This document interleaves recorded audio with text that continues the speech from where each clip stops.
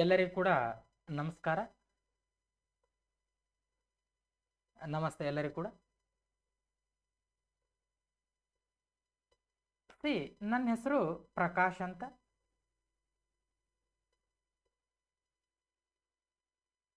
ಪ್ರಕಾಶ್ ಮಣೂರ್ ಅಂತ ನನ್ನ ಹೆಸರು. ಪ್ರಕಾಶ್ ಮಣೂರ್ ಅಂತ. ಈ ಬ್ಯಾಚ್ನಲ್ಲಿ ಸಂಪೂರ್ಣವಾಗಿ ಸಾಮಾನ್ಯ ಅಧ್ಯಯನಕ್ಕೆ ಸಂಬಂಧಿಸಿರುವಂಥ ಸಂಪೂರ್ಣ ವಿವರವನ್ನು ನಾನು ಕೊಡ್ತಾ ಬರ್ತೀನಿ ನಿಮಗೆ. ಏನೇನು ಸರ್ ಅಂತಂದರೆ, ಈ ಸಾಮಾನ್ಯ ಅಧ್ಯಯನ ಅಂತ ನೋಡ್ತೀವಿ ನಾವು.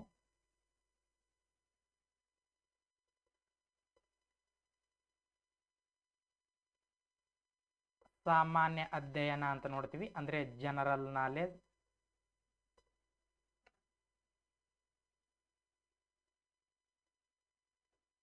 ಇದರಲ್ಲಿ ಇದಕ್ಕೆ ಸಂಬಂಧಿಸಿರುವಂಥ ಸಂಪೂರ್ಣವಾಗಿರುವಂಥ ಮಾಹಿತಿಯನ್ನು ನಾನು ನಿಮಗೆ ಕೊಡ್ತೀನಿ ಈ ಆ್ಯಪಲ್ಲಿ. ಕ್ಲಿಯರಾ ಇದೆ ನಿಮಗೆ? ಇದರಲ್ಲಿ ಏನೇನು ನೋಡ್ತೀವಿ ಸರ್? ಸುಮಾರು ಟಾಪಿಕ್ಗಳನ್ನು ನೋಡ್ತಾ ಬರ್ತೀವಿ. ಈ ವಿಶ್ವಸಂಸ್ಥೆಯಿಂದ ನಾವು ಸ್ಟಾರ್ಟ್ ಮಾಡೋಣ. ಪ್ರಾರಂಭದಲ್ಲಿ ನಿಮಗೆ ಬರುತ್ತಾ ಒಂದೊಂದೊಂದೊಂದು ಗೊತ್ತಾಗ್ತಾ ಬರ್ತದೆ. ಓಕೆನಾ? ಸಾಕಲ್ಲ, ಇಷ್ಟು ಪರಿಚಯ ಸಾಕು ಅಂತ ಅನ್ಕೊಳ್ತೀನಿ. ಸುಮಾರು ಸರಿ ನಂದು ನೇಟಿವ್ ಪ್ಲೇಸ್ ಬಂದ್ಬಿಟ್ಟು ಬಿಜಾಪುರದವನು. ನಾನು ಈ ಧಾರವಾಡದಲ್ಲಿ ಫ್ಯಾಕಲ್ಟಿಯಾಗಿ ಕೆಲಸ ಮಾಡ್ತಿದ್ದೀನಿ. ಸುಮಾರು ಇನ್ಸ್ಟಿಟ್ಯೂಷನ್ಗಳಲ್ಲಿ ಪಾಠ ಮಾಡ್ತಿದ್ದೀನಿ. ಸುಮಾರು ಒಂದು 3 ವರ್ಷದಿಂದ ಇದೇ ಟೀಚಿಂಗ್ ಫೀಲ್ಡ್ ನಾನು ಅನುಭವವನ್ನು ಹೊಂದಿದ್ದೀನಿ.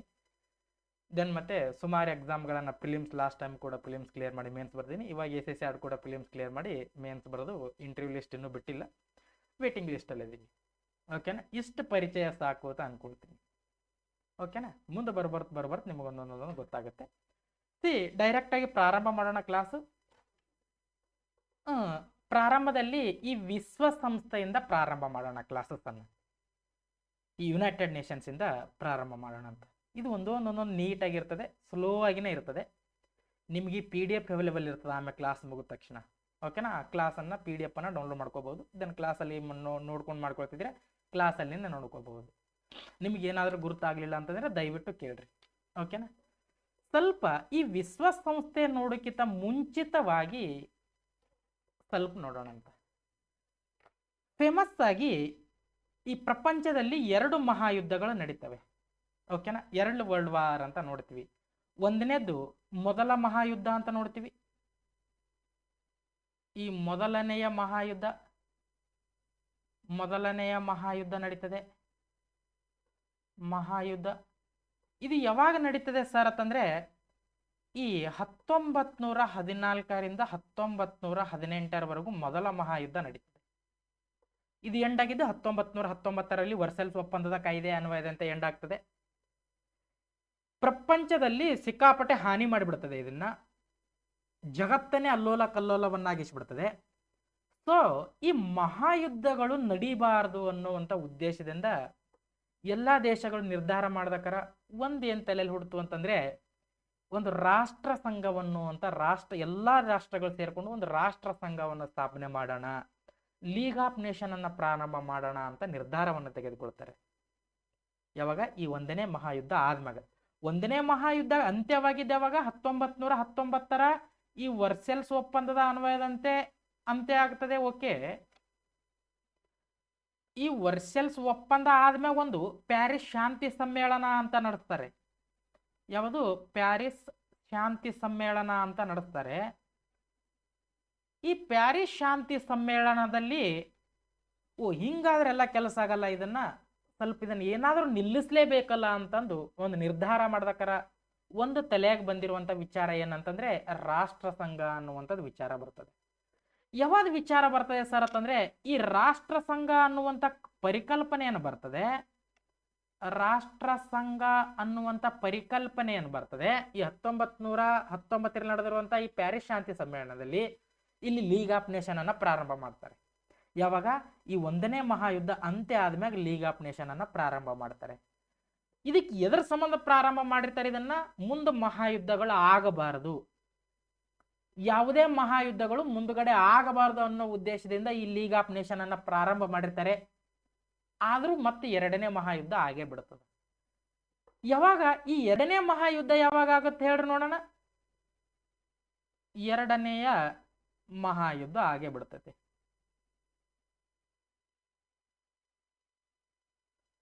ಈ ಎರಡನೇ ಮಹಾಯುದ್ಧ ಎಲ್ಲಿದಿಂದ ಎಲ್ಲಿತನ ಆಗ್ತದೆ 1939ರಿಂದ 1945ರಲ್ಲಿ ಆಗ್ತದೆ. 45ರಲ್ಲಿ ಎಂಡ್ ಆಗ್ತದೆ, ಮುಕ್ತಾಯವಾಗ್ತದೆ. ಬಟ್ ಲೀಗ್ ಆಫ್ ನೇಷನ್ ಏನು ಮಹಾಯುದ್ಧಗಳನ್ನು ನಡೆಸುವಲ್ಲಿ ವಿಫಲವಾಗಿ ಬಿಡುತ್ತದೆ.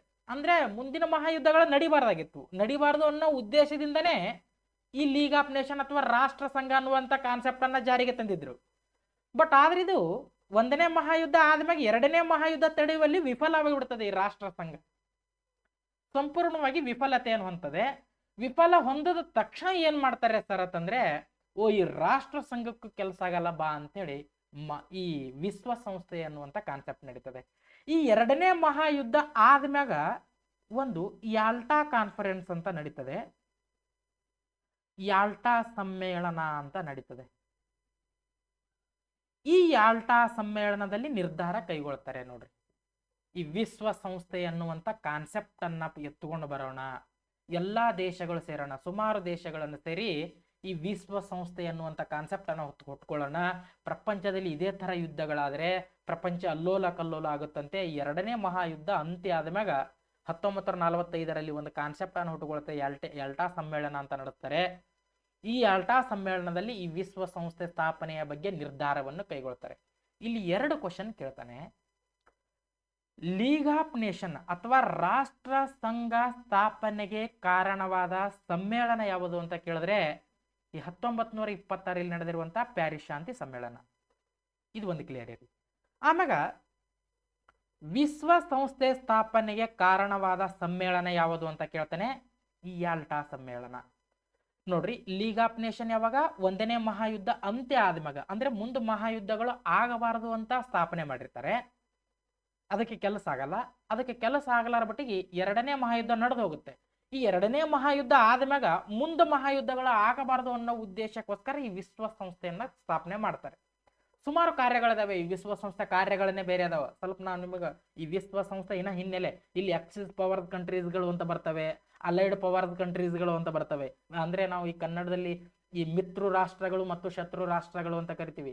ಆ ಬಣಗಳನ್ನು ರಚನೆ ಮಾಡ್ಕೊಳ್ತಾರೆ. ಅದನ್ನ ನಾನು ನಿಮಗೆ ಹೇಳ್ತೀನಿ ಅಂತ. ಇಲ್ಲಿ ಎಕ್ಸಿಸ್ ಪವರ್ಸ್ಗಳಂದ್ರೆ ಅಲೈಡ್ ಪವರ್ಸ್ಗಳಂದ್ರೆ ಏನು ಅಂತ ಹೇಳ್ತಾ ಹೋಗ್ತೀನಿ. ಇಷ್ಟು ನಿಮಗೆ ಕ್ಲಿಯರ್ ಆಗಿರಲಿ, ಓಕೆನಾ.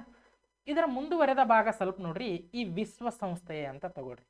ಇಲ್ಲಿ 2 ಬಣಗಳು ನೋಡ್ತೀವಿ ನಾವು, ಒಂದು ಮಿತ್ರ ಬಣ, ಒಂದು ಶತ್ರು ಬಣ. ನಾವು ಹಿಂದೆ 8th 9th 10th ಅಲ್ಲಿ ಕೂಡ ಓದಿರ್ತೀವಿ ಗೌರ್ಮೆಂಟ್ ಹೈಸ್ಕೂಲ್ ಬುಕ್ಸ್ಗಳಲ್ಲಿ. ಸ್ವಲ್ಪ ಆದ್ರೂ ನೆನಪು ಮಾಡ್ತೀನಿ ನೋಡ್ರಿ. ಈ ಎಕ್ಸಿಸ್ ಪವರ್ಸ್ ಕಂಟ್ರೀಸ್ಗಳು ಅಂತ ಇರ್ತವೆ. ಇಲ್ಲಿ ಈ ಎಕ್ಸಿಸ್ ಪವರ್ಸ್ ಕಂಟ್ರೀಸ್ ಅಂತ ಕರೀತಾರೆ ಇವಕ್ಕೆ. ಇಲ್ಲಿ ಯಾವ್ಯಾವ ಇರ್ತವೆ ಸರ್ ಈ ಕಡೆ ಎಕ್ಸಿಸ್ ಪವರ್ಸ್ಗಳಲ್ಲಿ ಅಂತಂದ್ರೆ, ಜರ್ಮನಿ ಇರ್ತದೆ, ಇಟಲಿ ಇರ್ತದೆ, ಆಮ್ಯಾಗ ಜಪಾನ್ ಇರ್ತದೆ. ಇವುಗಳನ್ನು ಯುದ್ಧವನ್ನು ಪ್ರಾರಂಭಿಸಿ ಮಿಲಿಟರಿ ಮೈತ್ರಿಕೂಟವನ್ನು ರಚನೆ ಮಾಡ್ಕೊಂಡು ಬಿಡ್ತವೆ. ಈ ಎಕ್ಸಿಸ್ ಪವರ್ಸ್ಗಳಲ್ಲಿ ಯಾವ ಇರುತ್ತೆ, ಇದ್ರ ಜೊತೆಗೆ ಇನ್ನ ಇರ್ತವೆ ಹೆಲ್ಪರ್ಸ್ಗಳು. ಜರ್ಮನಿ, ಇಟಲಿ, ಜಪಾನ್ ಮೇಜರ್ ಆಗಿರ್ತವೆ. ಇತರ ರಾಷ್ಟ್ರಗಳು ಇರ್ತವೆ ಇಲ್ಲಿ ಎಕ್ಸಿಸ್ ಪವರ್ಸ್ಗಳಲ್ಲಿ. ಇದ್ರ ಹೆಲ್ಪರ್ಸ್ಗಳು ಅಂತ ಯಾವ್ಯಾವ ಇರ್ತವೆ ಸರ್ ಇಲ್ಲಿ ಇತರ ರಾಷ್ಟ್ರಗಳು ಅಂತಂದ್ರೆ, ಹಂಗೇರಿಯಾ ಇರ್ತದೆ, ಈ ರೊಮೇನಿಯಾ ಇರ್ತದೆ, ಆಮ್ಯಾಗ ಒಂದು ಬಲ್ಗೇರಿಯಾ ಅಂತ ಇರ್ತದೆ, ಆಮ್ಯಾಗ ಸ್ಲೋವಾಕಿಯಾ ಕೂಡ ಇರ್ತದೆ, ಆಮ್ಯಾಗ ಸ್ಲೋವೇನಿಯಾನು ಇರ್ತದೆ ನೋಡ್ರಿ. ಇಲ್ಲಿ ಈ ಎಕ್ಸಿಸ್ ಪವರ್ಸ್ ಕಂಟ್ರೀಸ್ಗಳಲ್ಲಿ ಇರ್ತಾರೆ. ಇವು ಸ್ಥಾಪನೆ ಮಾಡ್ತವೆ ಯುದ್ಧವನ್ನ, ಮೈತ್ರಿಕೂಟವನ್ನು ರಚನೆ ಮಾಡ್ಕೊಳ್ತವೆ. ಇಲ್ಲಿ ಇದರ ನಾಯಕರಾಗಿ ಯಾರ್ಯಾರು ಇರ್ತಾರೆ ಸರ್ ಎಕ್ಸಿಸ್ ಪವರ್ಸ್ಗಳಲ್ಲಿ ಸ್ವಲ್ಪ ನೋಡ್ತಾ ಬರ್ರಿ.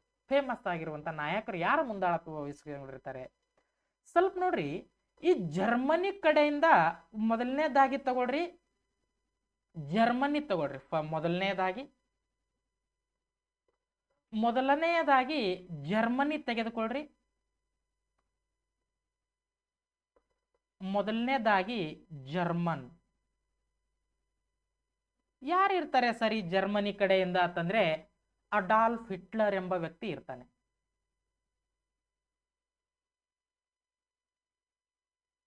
ಅಡಾಲ್ಫ್ ಹಿಟ್ಲರ್ ಎಂಬ ವ್ಯಕ್ತಿ ಈ ಜರ್ಮನಿ ಕಡೆಯಿಂದ ಮುಂದಾಳತ್ವವನ್ನು ವಹಿಸಿರ್ತಾನೆ. ಆಮ್ಯಾಗ ಈ ಇಟಲಿ ಕಡೆಯಿಂದ ಯಾರಿರ್ತಾರೆ ನೋಡ್ರಿ, ಬೆನೆಟೋ ಮುಸೋಲಿನಿ ಇರ್ತಾನೆ ನೋಡ್ರಿ. ಎರಡನೇದಾಗಿ ಇಟಲಿ ಕಡೆಯಿಂದ ಬೆನೆಟೋ ಮುಸೋಲಿನಿ ಇಟಲಿ ಕಡೆಯಿಂದ ಇರ್ತಾನೆ. ಆಮ್ಯಾಗ ಈ ಜಪಾನ್ ಕಡೆಯಿಂದ ಯಾರಿರ್ತಾರೆ ಸರ್? ಜಪಾನ್ ಕಡೆಯಿಂದ ಈ ಚಕ್ರವರ್ತಿ ಹಿರೋಹಿಟೋ ಇರ್ತಾನೆ. ಜಪಾನ್ ಕಡೆಯಿಂದ ಚಕ್ರವರ್ತಿ ಹಿರೋಹಿಟೋ.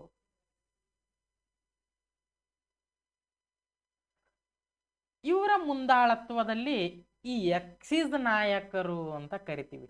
ಒಂದೊಂದ್ಸರಿ ಎಕ್ಸಾಮ್ಗಳಲ್ಲಿ ಈ ಕೆಳಗಿನ ನಾಯಕರನ್ನು ಹೊಂದಿಸ್ರಿ ಅಂತ ಕೇಳ್ತಾನೆ. ಎಕ್ಸಿಸ್ ಪವರ್ಸ್ ಕಂಟ್ರೀಸ್ಗಳು ಕೊಡ್ತಾನೆ, ಇಲ್ಲ ಅಲೈಡ್ ಪವರ್ಸ್ ಕಂಟ್ರೀಸ್ಗಳು ಕೊಡ್ತಾನೆ.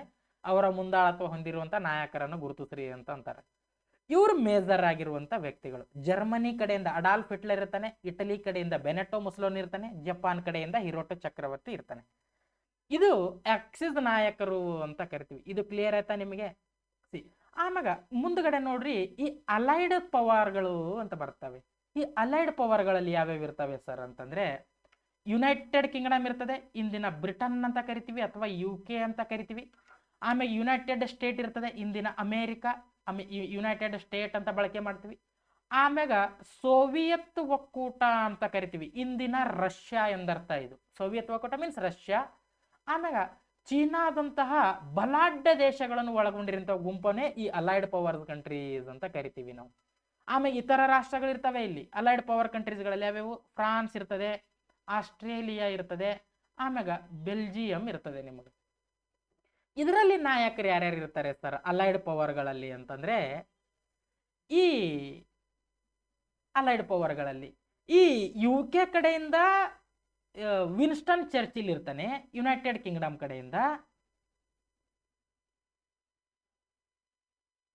UK ಕಡೆಯಿಂದ ಯಾರಿರ್ತಾರೆ? ವಿನ್ಸ್ಟನ್ ಚರ್ಚಿಲ್ ಇರ್ತಾನೆ.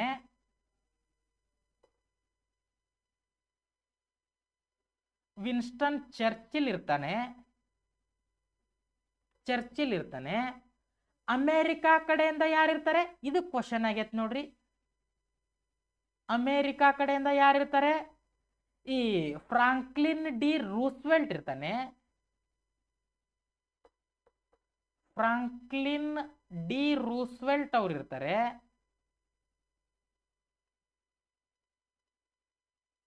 ರೂಸ್ವೆಲ್ಟ್ ಅವ್ರು ಇರ್ತಾರೆ. ಆಮೇಲೆ ಈ ಸೋವಿಯತ್ ಒಕ್ಕೂಟ ಇಂದಿನ ರಷ್ಯಾ ಕಡೆಯಿಂದ ಜೋಸೆಫ್ ಸ್ಟಾಲಿನ್ ಇರ್ತಾನೆ. ಸೋವಿಯತ್ ಒಕ್ಕೂಟದಿಂದ ಯಾರಿರ್ತಾರೆ? ಸೋವಿಯತ್ ಒಕ್ಕೂಟ ಕಡೆಯಿಂದ ಅಂದ್ರೆ ಇಂದಿನ ರಷ್ಯಾ ಎಂದರ್ಥ. ಈ ಜೋಸೆಫ್ ಸ್ಟಾಲಿನ್ ಇರ್ತಾನೆ.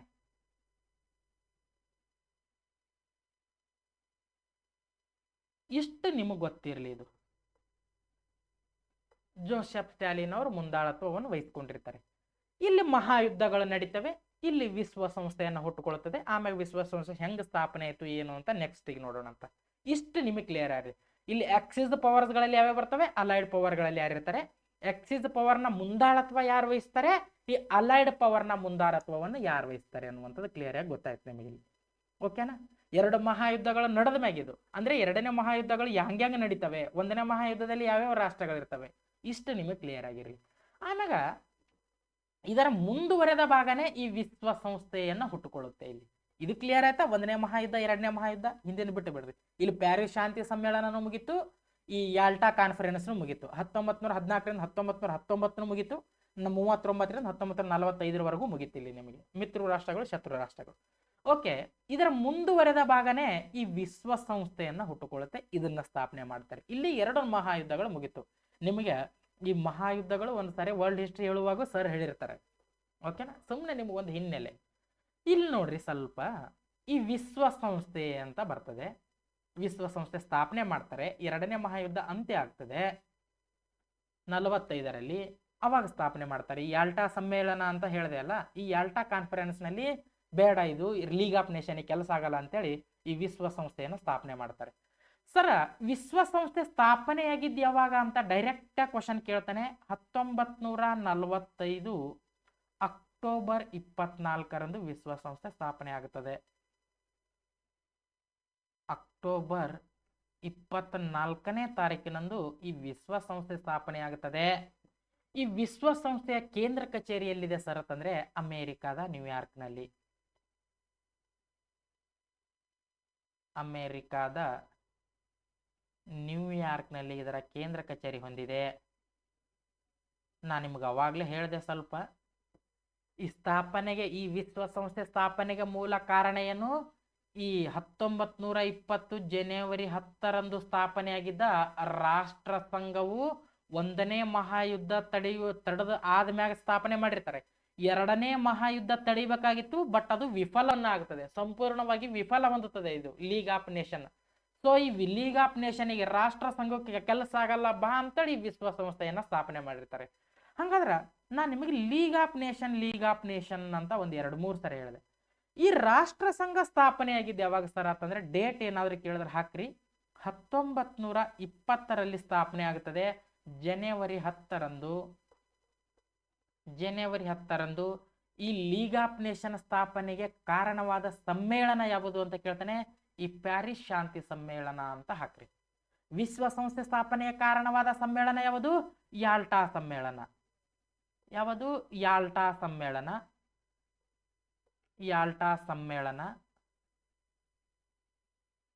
ಸಮ್ಮೇಳನ ಕಾರಣವಾಗಿರ್ತದೆ.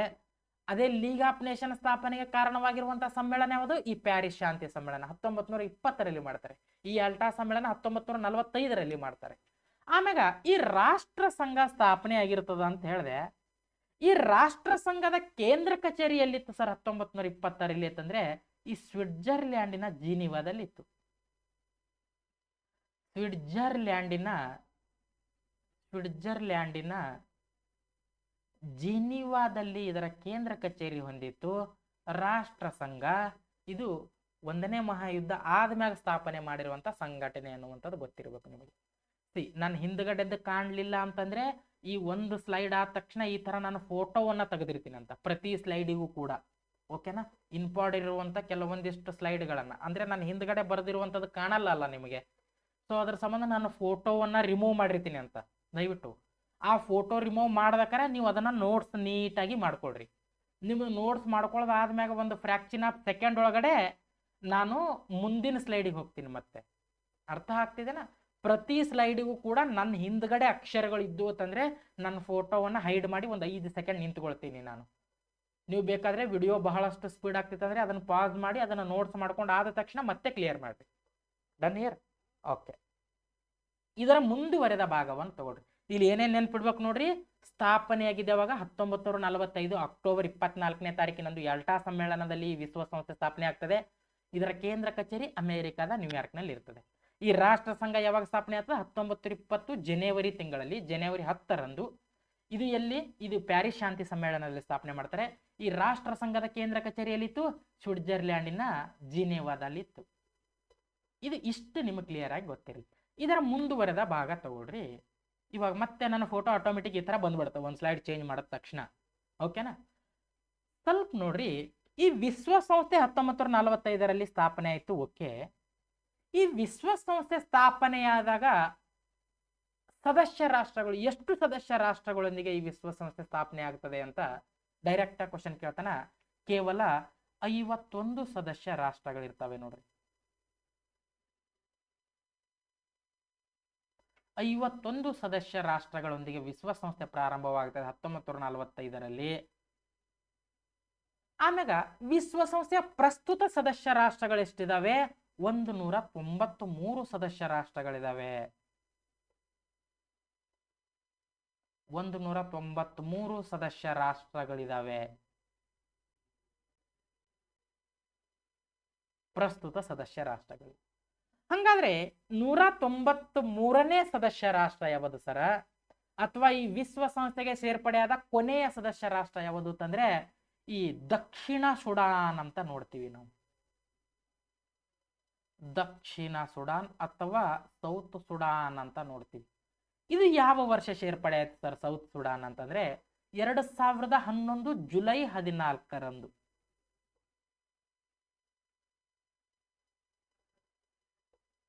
ಜುಲೈ 14ನೇ ತಾರೀಕಿನಂದು ಈ ದಕ್ಷಿಣ ಸುಡಾನ್ ಸೇರ್ಪಡೆ ಆಗ್ತದೆ ಅನ್ನುವಂಥದ್ದು ಕೂಡ ಗೊತ್ತಿರಲಿ ನಿಮಗೆ. ಜುಲೈ 14ರಂದು ಸೌತ್ ಸುಡಾನ್ ಸೇರ್ಪಡೆ ಆಗ್ತದೆ. 192ನೇದ್ನು ಒಂದ್ಸರಿ ಕೇಳಬಹುದು, ಸ್ವಲ್ಪ ನೆನಪಿಡ್ರಿ. ಯಾವ್ದು ಸರ್ ಅಂತಂದ್ರೆ ಮಾಂಟೆನಿಗ್ರೋ ಸೇರ್ಪಡೆ ಆಗ್ತದೆ ನೋಡ್ರಿ 192ನೇ ಸದಸ್ಯ ರಾಷ್ಟ್ರ.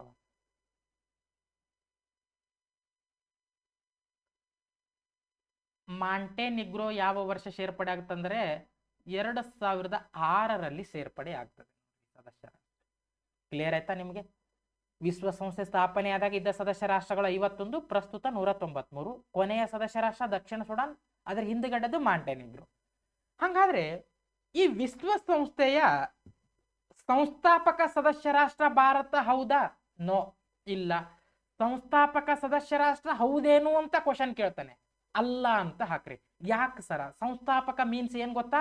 ವಿಶ್ವಸಂಸ್ಥೆ ಸ್ಥಾಪನೆಯಾದಾಗ ಇದ್ದ ಸದಸ್ಯ ರಾಷ್ಟ್ರಗಳು ಎಂದರ್ಥ. ಭಾರತ ಸಂಸ್ಥಾಪಕ ಸದಸ್ಯ ರಾಷ್ಟ್ರ ಅಲ್ಲ ವಿಶ್ವಸಂಸ್ಥೆದು. ಹಾಗಾದ್ರೆ ಈ ವಿಶ್ವಸಂಸ್ಥೆಗೆ ಭಾರತ ಯಾವ ವರ್ಷ ಸೇರ್ಪಡೆ ಆಗ್ತದೆ ಸರ್? 193 ರಾಷ್ಟ್ರಗಳಲ್ಲಿ ಭಾರತ ಕೂಡ ಹೌದು. ಯಾವಾಗ ಸೇರ್ಪಡೆ ಆಗ್ತದೆ ಸರ್ ವಿಶ್ವಸಂಸ್ಥೆ ಅಂತಂದ್ರೆ, ವಿಶ್ವಸಂಸ್ಥೆಗೆ 1945ರಲ್ಲಿ ಸ್ಥಾಪನೆ ಆಗಿರ್ತದೆ. ಓಕೆ, 1945ನೇ ತಾರೀಕೆ ಸ್ಥಾಪನೆ ಆಗಿರ್ತದೆ. 45ರಲ್ಲಿನೇ ಭಾರತ ಸೇರ್ಪಡೆ ಆಗ್ತದೆ. ಆದ್ರೆ ಅವಾಗ ಅಕ್ಟೋಬರ್ 30ರಂದು, ಅಕ್ಟೋಬರ್ 30ನೇ ತಾರೀಕಿನಂದು ಸೇರ್ಪಡೆ ಆಗ್ತದೆ ನೋಡ್ರಿ ಭಾರತ. ನೋಡ್ರಿ, ಅಕ್ಟೋಬರ್ 24ಕ್ಕೆ ಸ್ಥಾಪನೆ ಆಗಿರ್ತದೆ. ಬಟ್ ನಮ್ಮ ಭಾರತ ಸದಸ್ಯತ್ವ ಪಡೆದಿದ್ದು ಅಕ್ಟೋಬರ್ 30, 6 ದಿನ ಲೇಟ್ ಆಗಿ ಪಡಿತದೆ ನೋಡ್ರಿ. ಇದು ಡೇಟ್ ಸಮೇತ ಕೇಳ್ತಾನೆ ನೋಡ್ರಿ ಕ್ವಶನ್. ಆಲ್ರೆಡಿ ಗ್ರೂಪ್ ಸಿ ಎಕ್ಸಾಮ್ದಾಗ ಇದನ್ನ ಕೇಳಿದಾನೆ ನೋಡ್ರಿ. ಸ್ವಲ್ಪ ಇಂಪಾರ್ಟೆಂಟ್, ಇದನ್ನ ನೆನಪಿಡ್ರಿ. ಹಾಗಾದ್ರೆ ಈ ವಿಶ್ವಸಂಸ್ಥೆಯ ಲಾಂಛನ ಯಾವುದು ಸರ್ ಅಂತಂದ್ರೆ ಆಲಿವ್ ರೆಂಬೆಗಳು ಅಂತ ಕರಿತೀವಿ ನಾವು. ಯಾವುದು? ಈ ಆಲಿವ್ ರೆಂಬೆಗಳು. ಆಲಿವ್ ರೆಂಬೆಗಳು ಯಾವ ತರ ವಿಶ್ವಸಂಸ್ಥೆ ಲಾಂಛನ ಹೊಂದಿದೆ ಸರ್ ಅಂತಂದ್ರೆ, ಸ್ವಲ್ಪ ನೋಡ್ರಿ, ನನ್ನ ಫೋಟೋ ಹಿಂದ್ಗಡೆ ಕಾಣಿಸ್ತದೆ, ನಾನು ಫೋಟೋ ತೆಗಿತೀನಿ. ಈ ತರನಾಗಿರುವಂತ ಆಲಿವ್ ರೆಂಬೆಗಳು ಹೊಂದಿರುವಂತ ಲಾಂಛನ ಅಂತ ನೋಡ್ತೀವಿ ನಾವು. ಇಲ್ಲಿ ಏನೇನ್ ನೆನ್ಪಿಡ್ಬೇಕು, ನಾನು ಫೋಟೋ ತೆಗೆದೀನಿ, ಇದನ್ನ ನೀಟಾಗಿ ನೋಡಿಸ್ಕೊಳ್ರಿ. ಈ ವಿಶ್ವಸಂಸ್ಥೆ ಸ್ಥಾಪನೆಯಾದಾಗ ಇದ್ದ ಸದಸ್ಯ ರಾಷ್ಟ್ರಗಳೆಷ್ಟು? 51 ಸದಸ್ಯ ರಾಷ್ಟ್ರಗಳು. ಪ್ರಸ್ತುತ ವಿಶ್ವಸಂಸ್ಥೆಯ ಸದಸ್ಯ ರಾಷ್ಟ್ರಗಳೆಷ್ಟು? 193 ಸದಸ್ಯ ರಾಷ್ಟ್ರಗಳು. 193ನೇ ಸದಸ್ಯ ರಾಷ್ಟ್ರ ಯಾವುದು? ದಕ್ಷಿಣ ಸುಡಾನ್. 2011 ಜುಲೈ 14ರಂದು ಸೇರ್ಪಡೆ ಆಗ್ತದೆ. ಆಮೇಲೆ 192ನೇ ಸದಸ್ಯ ರಾಷ್ಟ್ರ ಯಾವುದು? ಮಾಂಟೆನಿಗ್ರೋ. 2006ರಲ್ಲಿ ಸೇರ್ಪಡೆ ಆಗ್ತದೆ. ವಿಶ್ವಸಂಸ್ಥೆಗೆ ಭಾರತ ಸದಸ್ಯತ್ವ ಪಡೆದಿದ್ದ ಯಾವಾಗ? 1945 ಅಕ್ಟೋಬರ್ 30ರಂದು. ಅಂದ್ರೆ ವಿಶ್ವಸಂಸ್ಥೆ ಸ್ಥಾಪನೆಯಾದ 6 ದಿನ ಆದ್ಮೇಲೆ ಸದಸ್ಯತ್ವವನ್ನು ಪಡಿತದೆ ಭಾರತ. ಈ ವಿಶ್ವಸಂಸ್ಥೆಯ ಲಾಂಛನ ಯಾವುದು? ಆಲಿವ್ ರೆಂಬೆಗಳು ಅಂತ ನೋಡ್ತೀವಿ. ಮುಂದಿನ ಭಾಗಕ್ಕೆ ಹೋಗೋಣವೇ? ಇದು ಕ್ಲಿಯರ್ ಆಯ್ತಾ? ಮುಂದಿನಕ್ಕೆ ಹೋಗೋಣ. Yes clear. ಸ್ವಲ್ಪ ಈ ವಿಶ್ವಸಂಸ್ಥೆಗೆ ಸ್ಥಾಪನೆಗೆ ಕಾರಣವಾದ ವ್ಯಕ್ತಿಗಳು ಯಾರ್ಯಾರು ಅಂತ ಸ್ವಲ್ಪ ನೋಡ್ತಾ ಹೋಗೋಣ. 3 ಜನ ಫೇಮಸ್ ಆಗಿರುವಂತ ವ್ಯಕ್ತಿಗಳು ಇದರ ಸ್ಥಾಪಕರು ಅಂತ ನೋಡ್ತೀವಿ ನಾವು. ಯಾರ್ಯಾರು ಸರ್ ಅವ್ರು 3 ಜನ? ಈ ಇಂಗ್ಲೆಂಡಿನಿಂದ ವಿನ್ಸ್ಟನ್ ಚರ್ಚಿಲ್ ಸ್ಥಾಪನೆಗೆ ಮೂಲ ಕಾರಣ. ವಿನ್ಸ್ಟನ್ ಚರ್ಚಿಲ್ ರವರು ಅಂತ ನೋಡ್ತೀವಿ. ಆಮ್ಯಾಗ ಈ ರಷ್ಯಾದಿಂದ ಜೋಸೆಫ್ ಸ್ಟಾಲಿನ್ ಇರ್ತಾನೆ.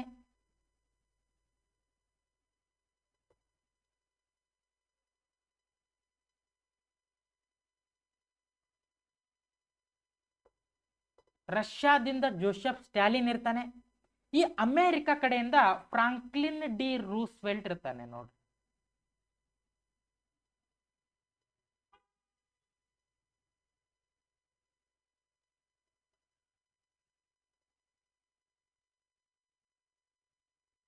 ಫ್ರಾಂಕ್ಲಿನ್ ಡಿ ರೂಸ್ವೆಲ್ಟ್ ಅಮೆರಿಕ ಕಡೆಯಿಂದ ಇರ್ತಾನೆ. ಈ 3 ಜನ ವ್ಯಕ್ತಿಗಳು ಈ ವಿಶ್ವಸಂಸ್ಥೆ ಸ್ಥಾಪನೆಗೆ ಅತಿ ಹೆಚ್ಚು ಮುಖ್ಯ ಕಾರಣ ಅಂತ ಕರಿತೀವಿ ನಾವು.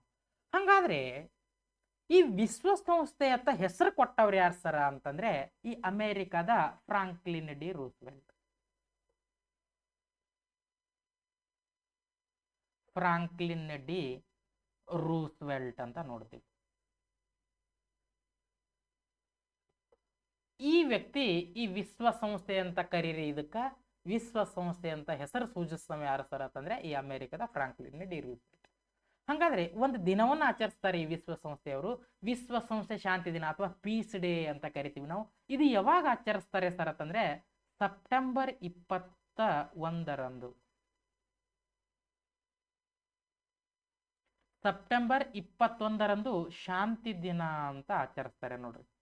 ಯಾಕೆ ಆಚರಿಸ್ತಾರೆ ಸರ್ ಅಂತ ಏನಾದರೂ ಕ್ವಶನ್ ಕೇಳದ ಅಂತಂದ್ರೆ, ಈ ದಿನದ 24 ಗಂಟೆಗಳ ಕಾಲ ಅಹಿಂಸೆ ಮತ್ತು ಕದನ ವಿರಾಮವನ್ನು ಹೋಗಲಾಡಿಸುವ ಮೂಲಕ ಅಹಿಂಸೆ ಮತ್ತು ಕದನ ವಿರಾಮವನ್ನು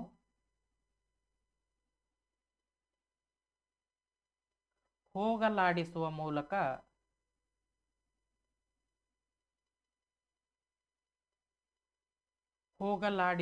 ಮೂಲಕ ಈ ಶಾಂತಿಯ ಆದರ್ಶಗಳನ್ನು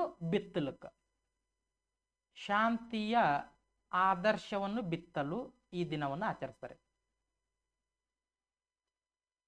ಆದರ್ಶವನ್ನು ಬಿತ್ತಲು ಇದು ನಿಮಗೆ ಕ್ಲಿಯರ್ ಆಗುತ್ತಿಲ್ಲ. ಅಂದ್ರೆ ಯಾಕೆ ಆಚರಿಸ್ತಾರ ಅಂತ ಕೇಳಿದ್ರೆ ಇಲ್ಲಿ ಏನೇನು ನೆನಪಿಡ್ಬೇಕು ನೋಡ್ರಿ. ಒಂದ್ಸರಿ ನಾನು ಫೋಟೋ ತೆಗಿತೀನಿ. ಇಲ್ಲಿ ಏನೇನು ನೆನಪಿಡ್ಬೇಕು? ವಿಶ್ವಸಂಸ್ಥೆ ಸ್ಥಾಪನೆಗೆ ಕಾರಣವಾಗಿರುವಂತ ವ್ಯಕ್ತಿಗಳು ಯಾರ್ಯಾರು ಅಂತ ಡೈರೆಕ್ಟ್ ಆಗಿ ಕ್ವಶನ್ ಕೇಳ್ತಾನೆ. ಇಂಗ್ಲೆಂಡಿನ ವಿನ್ಸ್ಟನ್ ಚರ್ಚಿಲ್, ರಷ್ಯಾದ ಜೋಸೆಫ್ ಸ್ಟಾಲಿನ್, ಅಮೆರಿಕದ ಫ್ರಾಂಕ್ಲಿನ್ ಡಿ ರೂಸ್ವೆಲ್ಟ್. ಈ ವಿಶ್ವಸಂಸ್ಥೆ ಎಂಬುವ ಹೆಸರನ್ನು ನೀಡಿದವ್ರು ಯಾರು ಸರ್ ಅಂತಂದ್ರೆ ಈ ಅಮೆರಿಕದ ಫ್ರಾಂಕ್ಲಿನ್ ಡಿ ರೂಸ್ವೆಲ್ಟ್ ಎಂಬ ವ್ಯಕ್ತಿ.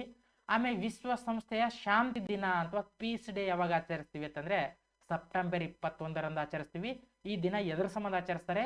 ಈ ದಿನದ 24 ಗಂಟೆಗಳ ಕಾಲ ಅಹಿಂಸೆ ಮತ್ತು ಕದನ ವಿರಾಮವನ್ನು ಹೋಗಲಾಡಿಸುವ ಮೂಲಕ ಶಾಂತಿಯ ಆದರ್ಶವನ್ನು ಬಿತ್ತಬೇಕು ಅಂತ ಈ ದಿನವನ್ನು ಆಚರಿಸ್ತಾರೆ. ಇದನ್ನ ಕ್ಲಿಯರ್? ಇದರ ಮುಂದುವರೆದ ಭಾಗ ತಗೊಳ್ಳೋಣ ಅಂತ.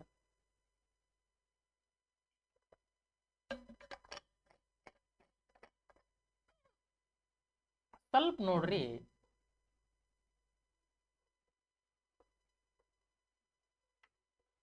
ಈ ವಿಶ್ವಸಂಸ್ಥೆಯಲ್ಲಿ 5 ಖಾಯಂ ಸದಸ್ಯ ರಾಷ್ಟ್ರಗಳು ಕಂಡು ಬರ್ತವೆ. ಎಷ್ಟು? 5 ಖಾಯಂ ಸದಸ್ಯ ರಾಷ್ಟ್ರಗಳು ಕಂಡು ಬರ್ತವೆ ವಿಶ್ವಸಂಸ್ಥೆಯಲ್ಲಿ. ಯಾವ್ಯಾವ ಸರ ಈ 5 ಖಾಯಂ ಸದಸ್ಯ ರಾಷ್ಟ್ರಗಳು? ಒಂದನೇದಾಗಿ ರಷ್ಯಾ ಕಂಡು ಬರ್ತದೆ. ಎರಡನೆಯದಾಗಿ ಫ್ರಾನ್ಸ್ ಕಂಡು ಬರ್ತದೆ. ಮೂರನೆಯದಾಗಿ ಅಮೆರಿಕ ಕಂಡು ಬರ್ತದೆ. ನಾಲ್ಕನೆಯದಾಗಿ ಚೀನಾ ಕಂಡು ಬರ್ತದೆ. ಲಾಸ್ಟ್ ಒನ್ ಇಂಗ್ಲೆಂಡ್ ಕಂಡು ಬರ್ತದೆ. ಈ 5 ರಾಷ್ಟ್ರಗಳು ಖಾಯಂ ಸದಸ್ಯ ರಾಷ್ಟ್ರಗಳು ಅಂತ ಕರೀತಾರೆ. ಈ ವಿಶ್ವಸಂಸ್ಥೆಯಲ್ಲಿ ಪರ್ಮನೆಂಟ್ ಆಗಿರ್ತವೆ, ಯಾವುದೇ ಕಾರಣಕ್ಕೂ ಚೇಂಜ್ ಆಗಲ್ಲ. ಇದು ಈಸಿಯಾಗಿ ನೆನಪಿಡ್ಲಾಕ ಒಂದು ಆರ್ ಫೇಸ್ ಅಂತ ಕೋಡ್ ವರ್ಡ್ ಅನ್ನ ನೆನಪಿಡ್ರಿ. ಆರ್ ಫೇಸ್ ಈಸಿಯಾಗಿ ನೆನಪಿಡಬಹುದಾ? ಆರ್ ಅಂದ್ರೆ ರಷ್ಯಾ, ಎಫ್ ಅಂದ್ರೆ ಫ್ರಾನ್ಸ್, ಎ ಅಂದ್ರೆ ಅಮೆರಿಕ, ಸಿ ಅಂದ್ರೆ ಚೀನಾ, ಇ ಅಂದ್ರೆ ಇಂಗ್ಲೆಂಡ್ ಅಂತೇಳಿ ಈ ಕೋಡ್ ವರ್ಡ್ ಮೂಲಕ. ಸರಿ, ಯಾಕೆ ಖಾಯಂ ಸದಸ್ಯ ರಾಷ್ಟ್ರಗಳು ಅಂತಂದ್ರೆ ನಾನು ನಿಮ್ಗೆ ಹೇಳ್ತೀನಿ ಅಂತ. ಈ ಯುದ್ಧಾಪರಾಧಗಳಲ್ಲಿ ಇವಕ್ಕೆ ವೀಟೋ ಅಧಿಕಾರ ಇರ್ತದೆ. ವೀಟೋ ಅಧಿಕಾರ ಮೀನ್ಸ್ ಈ ಯುದ್ಧಾಪರಾಧಗಳು, ಬಾಹ್ಯ ಆಕ್ರಮಣ ಆದಕಾರ 3 ದೇಶಗಳು ಯಾವ ಕಡೆ ಸಹಿ ಆಗ್ತಾವಲ್ಲ ಆ ತರ ಅತಿ ಹೆಚ್ಚು ಬಲಾಢ್ಯವಾದ ರಾಷ್ಟ್ರಗಳು ಅಥವಾ ಅವುಗಳು ವಿನ್ ಆದಂಗ ಅಂತ ಸೂಚನೆ ಮಾಡ್ತಾರೆ. ಈ ವೀಟೋ ಅಧಿಕಾರ ಈ ಸಂವಿಧಾನದಲ್ಲಿ 111ನೇ ವಿಧಿ ಹೇಳ್ತದಲ್ಲ ವೀಟೋ ಅಧಿಕಾರದ ಬಗ್ಗೆ. ಈ ತರನಾಗಿ ಈ 5 ಸದಸ್ಯ ರಾಷ್ಟ್ರಗಳಿಗೆ ವೀಟೋ ಅಧಿಕಾರ ಇರ್ತದೆ. ಈ ಒಟ್ಟೆ ಚೇಂಜ್ ಆಗಲ್ಲ. ಖಾಯಂ ಅಲ್ಲದ ಸದಸ್ಯ ರಾಷ್ಟ್ರಗಳು ಅಂತ ಬೇರೆ ಬರ್ತವೆ.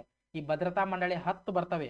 ಅವುಗಳ ಪ್ರತಿ ವರ್ಷ ಚೇಂಜ್ ಆಗ್ತಿರ್ತವೆ, ಪ್ರತಿ 2 ವರ್ಷಕ್ಕೊಮ್ಮ 3 ವರ್ಷಕ್ಕೊಮ್ಮ. ಅದನ್ನ ಹೇಳ್ತೀನಿ ನಾನು ನಿಮ್ ಭದ್ರತಾ ಮಂಡಳಿ ಬಂದಾಕ. ಇವು ಒಟ್ಟೆ ಚೇಂಜ್ ಆಗಲ್ಲ ನೋಡ್ರಿ. Russia, France, America, China, England ಅಂತ ನೋಡ್ತೀವಿ. ಈ ಆರ್ ಫೇಸ್ ಎಂಬ ಕೋಡ್ ವರ್ಡ್ ಮೂಲಕ ನೆನಪಿಡ್ರಿ. ಇವು ಖಾಯಂ ಸದಸ್ಯ ರಾಷ್ಟ್ರಗಳು, ಇವು ಒಟ್ಟೆ ಚೇಂಜ್ ಆಗಲ್ಲ. ಹಂಗಾದ್ರೆ ಇದರ ಮುಂದುವರೆದ ಭಾಗ ತಗೊಳ್ರಿ. ಈ ವಿಶ್ವಸಂಸ್ಥೆ ಆಡಳಿತ ಭಾಷೆಗಳು ಅಂತ ಇದಾವೆ. ಎಷ್ಟು ಆಡಳಿತ ಭಾಷೆಗಳನ್ನು ಗುರುತು ಮಾಡ್ಕೊಂಡಿರೋ ಸರ್ ಅಂತಂದ್ರೆ 6 ಆಡಳಿತ ಭಾಷೆಗಳನ್ನು ಗುರುತು ಮಾಡ್ಕೊಂಡಿದ್ದಾರೆ.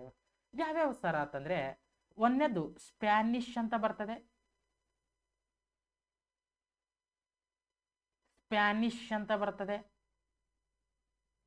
ಎರಡನೆಯದಾಗಿ ರಷ್ಯನ್ ಅಂತ ಬರ್ತದೆ.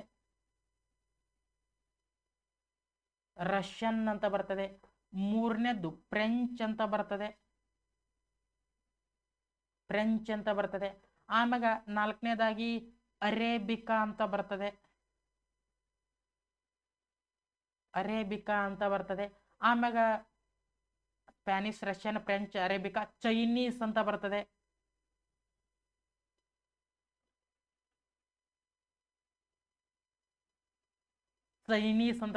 ಆಮ್ಯಾಗ ಇಂಗ್ಲಿಷ್ ಅಂತ ಬರ್ತದೆ. ಇವು 6 ಖಾಯಂ ಆಡಳಿತ ಭಾಷೆಗಳು ಅಂತ ಗುರುತು ಮಾಡ್ತಾರೆ. ಇದನ್ನ ಈಸಿಯಾಗಿ ನೆನಪಿಡಬಹುದು, SR ಫೇಸ್ ಅಂತ ನೆನಪಿಡ್ರಿ. ಖಾಯಂ ಸದಸ್ಯ ರಾಷ್ಟ್ರಗಳಿಗೆ ಬರೀ R ಫೇಸ್ ಅಂತ ನೆನಪಿಡ್ತಿದ್ರಿ. ಇಲ್ಲಿ SR ಫೇಸ್. ಎಸ್ ಅಂದ್ರೆ ಸ್ಪ್ಯಾನಿಷ್, ಆರ್ ಅಂದ್ರೆ ರಷ್ಯನ್, ಎಫ್ ಅಂದ್ರೆ ಫ್ರೆಂಚ್, ಎ ಅಂದ್ರೆ ಅರೇಬಿಕಾ, ಸಿ ಅಂದ್ರೆ ಚೈನೀಸ್, ಇ ಅಂದ್ರೆ ಇಂಗ್ಲಿಷ್ ಭಾಷೆ. ಅಲ್ಲಿ R ಫೇಸ್ ಅಂತ ನೆನಪಿಡ್ತಿದ್ರಿ. ಅದಕ್ಕೆ ಈ ಖಾಯಂ ಸದಸ್ಯ ರಾಷ್ಟ್ರಗಳಿಗೆ. ಇವು ಆಡಳಿತ ಭಾಷೆಗಳು. ಆಡಳಿತ ಭಾಷೆಗಳು ಆರ್ ಕಂಡು ಬರ್ತವೆ. SR ಫೇಸ್ ಎಂಬ ಕೋಡ್ ಮೂಲಕ ನೆನಪಿಡಬಹುದು ಅವು ಈಸಿಯಾಗಿ. ಕ್ಲಿಯರ್ ಆಗ್ತಿದೆನಾ? ಎಸ್. ಆಮೇಲೆ ಇದರ ಮುಂದುವರೆದ ಭಾಗ ತಗೊಳ್ರಿ. ಇದು ಈಸಿಯಾಗಿ ನೆನಪಿಡಬಹುದಾ? SR ಫೇಸ್ ಅಥವಾ R ಫೇಸ್ ಅಂತೇಳಿ. ಎಸ್. ಆಮ್ಯಾಗ ಈ ನಮ್ಮ ವಿಶ್ವಸಂಸ್ಥೆಗೆ 2 ಅಬ್ಸರ್ವಿಂಗ್ ಕಂಟ್ರೀಸ್ಗಳು ಅದಾವೆ. ಅಂದ್ರೆ ಈ ಅಂಗವೀಕ್ಷಕ ರಾಷ್ಟ್ರಗಳು ಅಂತ ಕರಿತೀವಿ ನಾವು ಇವುಗಳನ್ನ. ಎಷ್ಟಿದಾವೆ ಸರ್ ಅಂಗವೀಕ್ಷಕ ರಾಷ್ಟ್ರಗಳು ಅಂತಂದ್ರೆ 2 ಅಂಗವೀಕ್ಷಕ ರಾಷ್ಟ್ರಗಳು ಕಂಡು ಬರ್ತವೆ ಫ್ರೆಂಡ್ಸ್ ಈ ವಿಶ್ವಸಂಸ್ಥೆಗೆ. ಯಾವ್ಯಾವ ಸರ್ ಅವು? ಒಂದನೇದ್ದು ಹೋಲೆಸ್ತಿಯಾ ಅಂತ ಬರ್ತದೆ.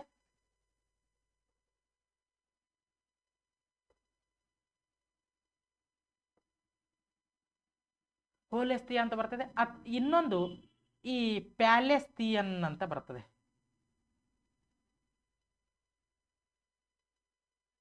ಇವು 2 ಅಂಗವೀಕ್ಷಕ ರಾಷ್ಟ್ರಗಳು ಕಂಡು ಬರ್ತವೆ ಈ ವಿಶ್ವಸಂಸ್ಥೆಗೆ. ಕ್ಲಿಯರಾ ನಿಮಗೆ?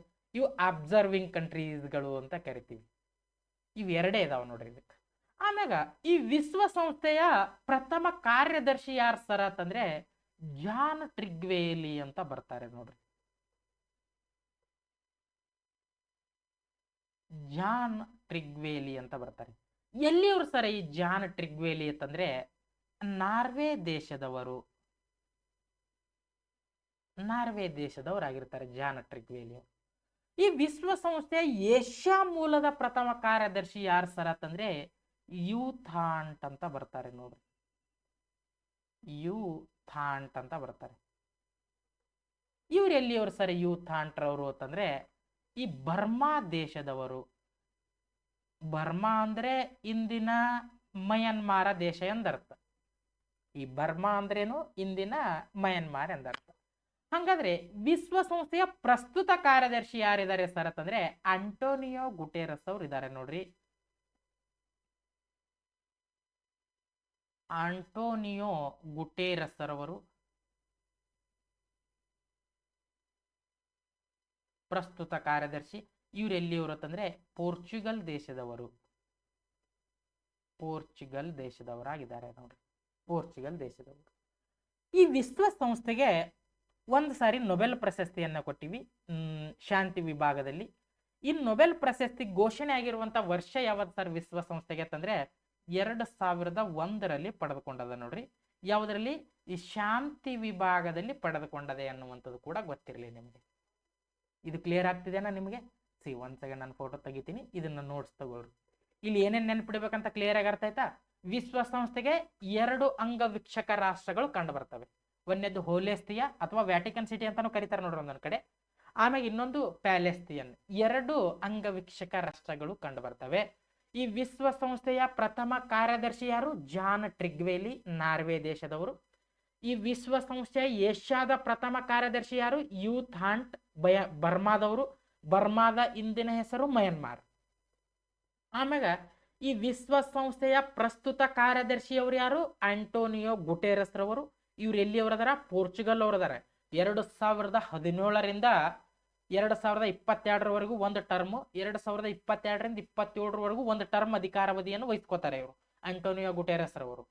ಆಮೇಲೆ ಈ ವಿಶ್ವಸಂಸ್ಥೆ ಒಂದು ಸಾರಿ ನೊಬೆಲ್ ಪ್ರಶಸ್ತಿ ಪಡ್ಕೊಂಡದ ಶಾಂತಿ ವಿಭಾಗದಲ್ಲಿ 2001ರಲ್ಲಿ ಪಡ್ಕೊಂಡದ ಅನ್ನುವಂಥದ್ದು ಕ್ಲಿಯರ್ ಆಗಿ ಗೊತ್ತಿರಬೇಕು ನಿಮಗೆ. ಇದು ಕ್ಲಿಯರ್ ಆಗ್ತಿದೆನಾ? ಈ ತರ ನಾನು ಫೋಟೋವನ್ನ ಪ್ರತಿ ಸ್ಲೈಡಿಗೂ ತೆಗಿತಾ ಹೋಗ್ತೀನಿ.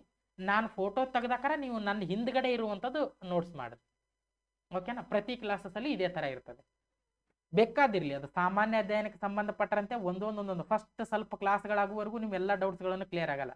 ಸ್ವಲ್ಪ ಕ್ಲಾಸಸ್ಗಳಾದ್ಮ್ಯಾಗ ನಿಮಗೂ ಇಲ್ಲಿ ಬರ್ತದೆ ಅಂತ ಒಂದ್ ಸ್ವಲ್ಪ ಎಲ್ಲಾನು ಬರ್ತದೆ. ಅಲ್ಲಿ ತನಕ ನೀವು ಶಾಂತ ರೀತಿಯಿಂದ ಕೇಳ್ರಿ ಕ್ಲಾಸಸ್ಗಳನ್ನು.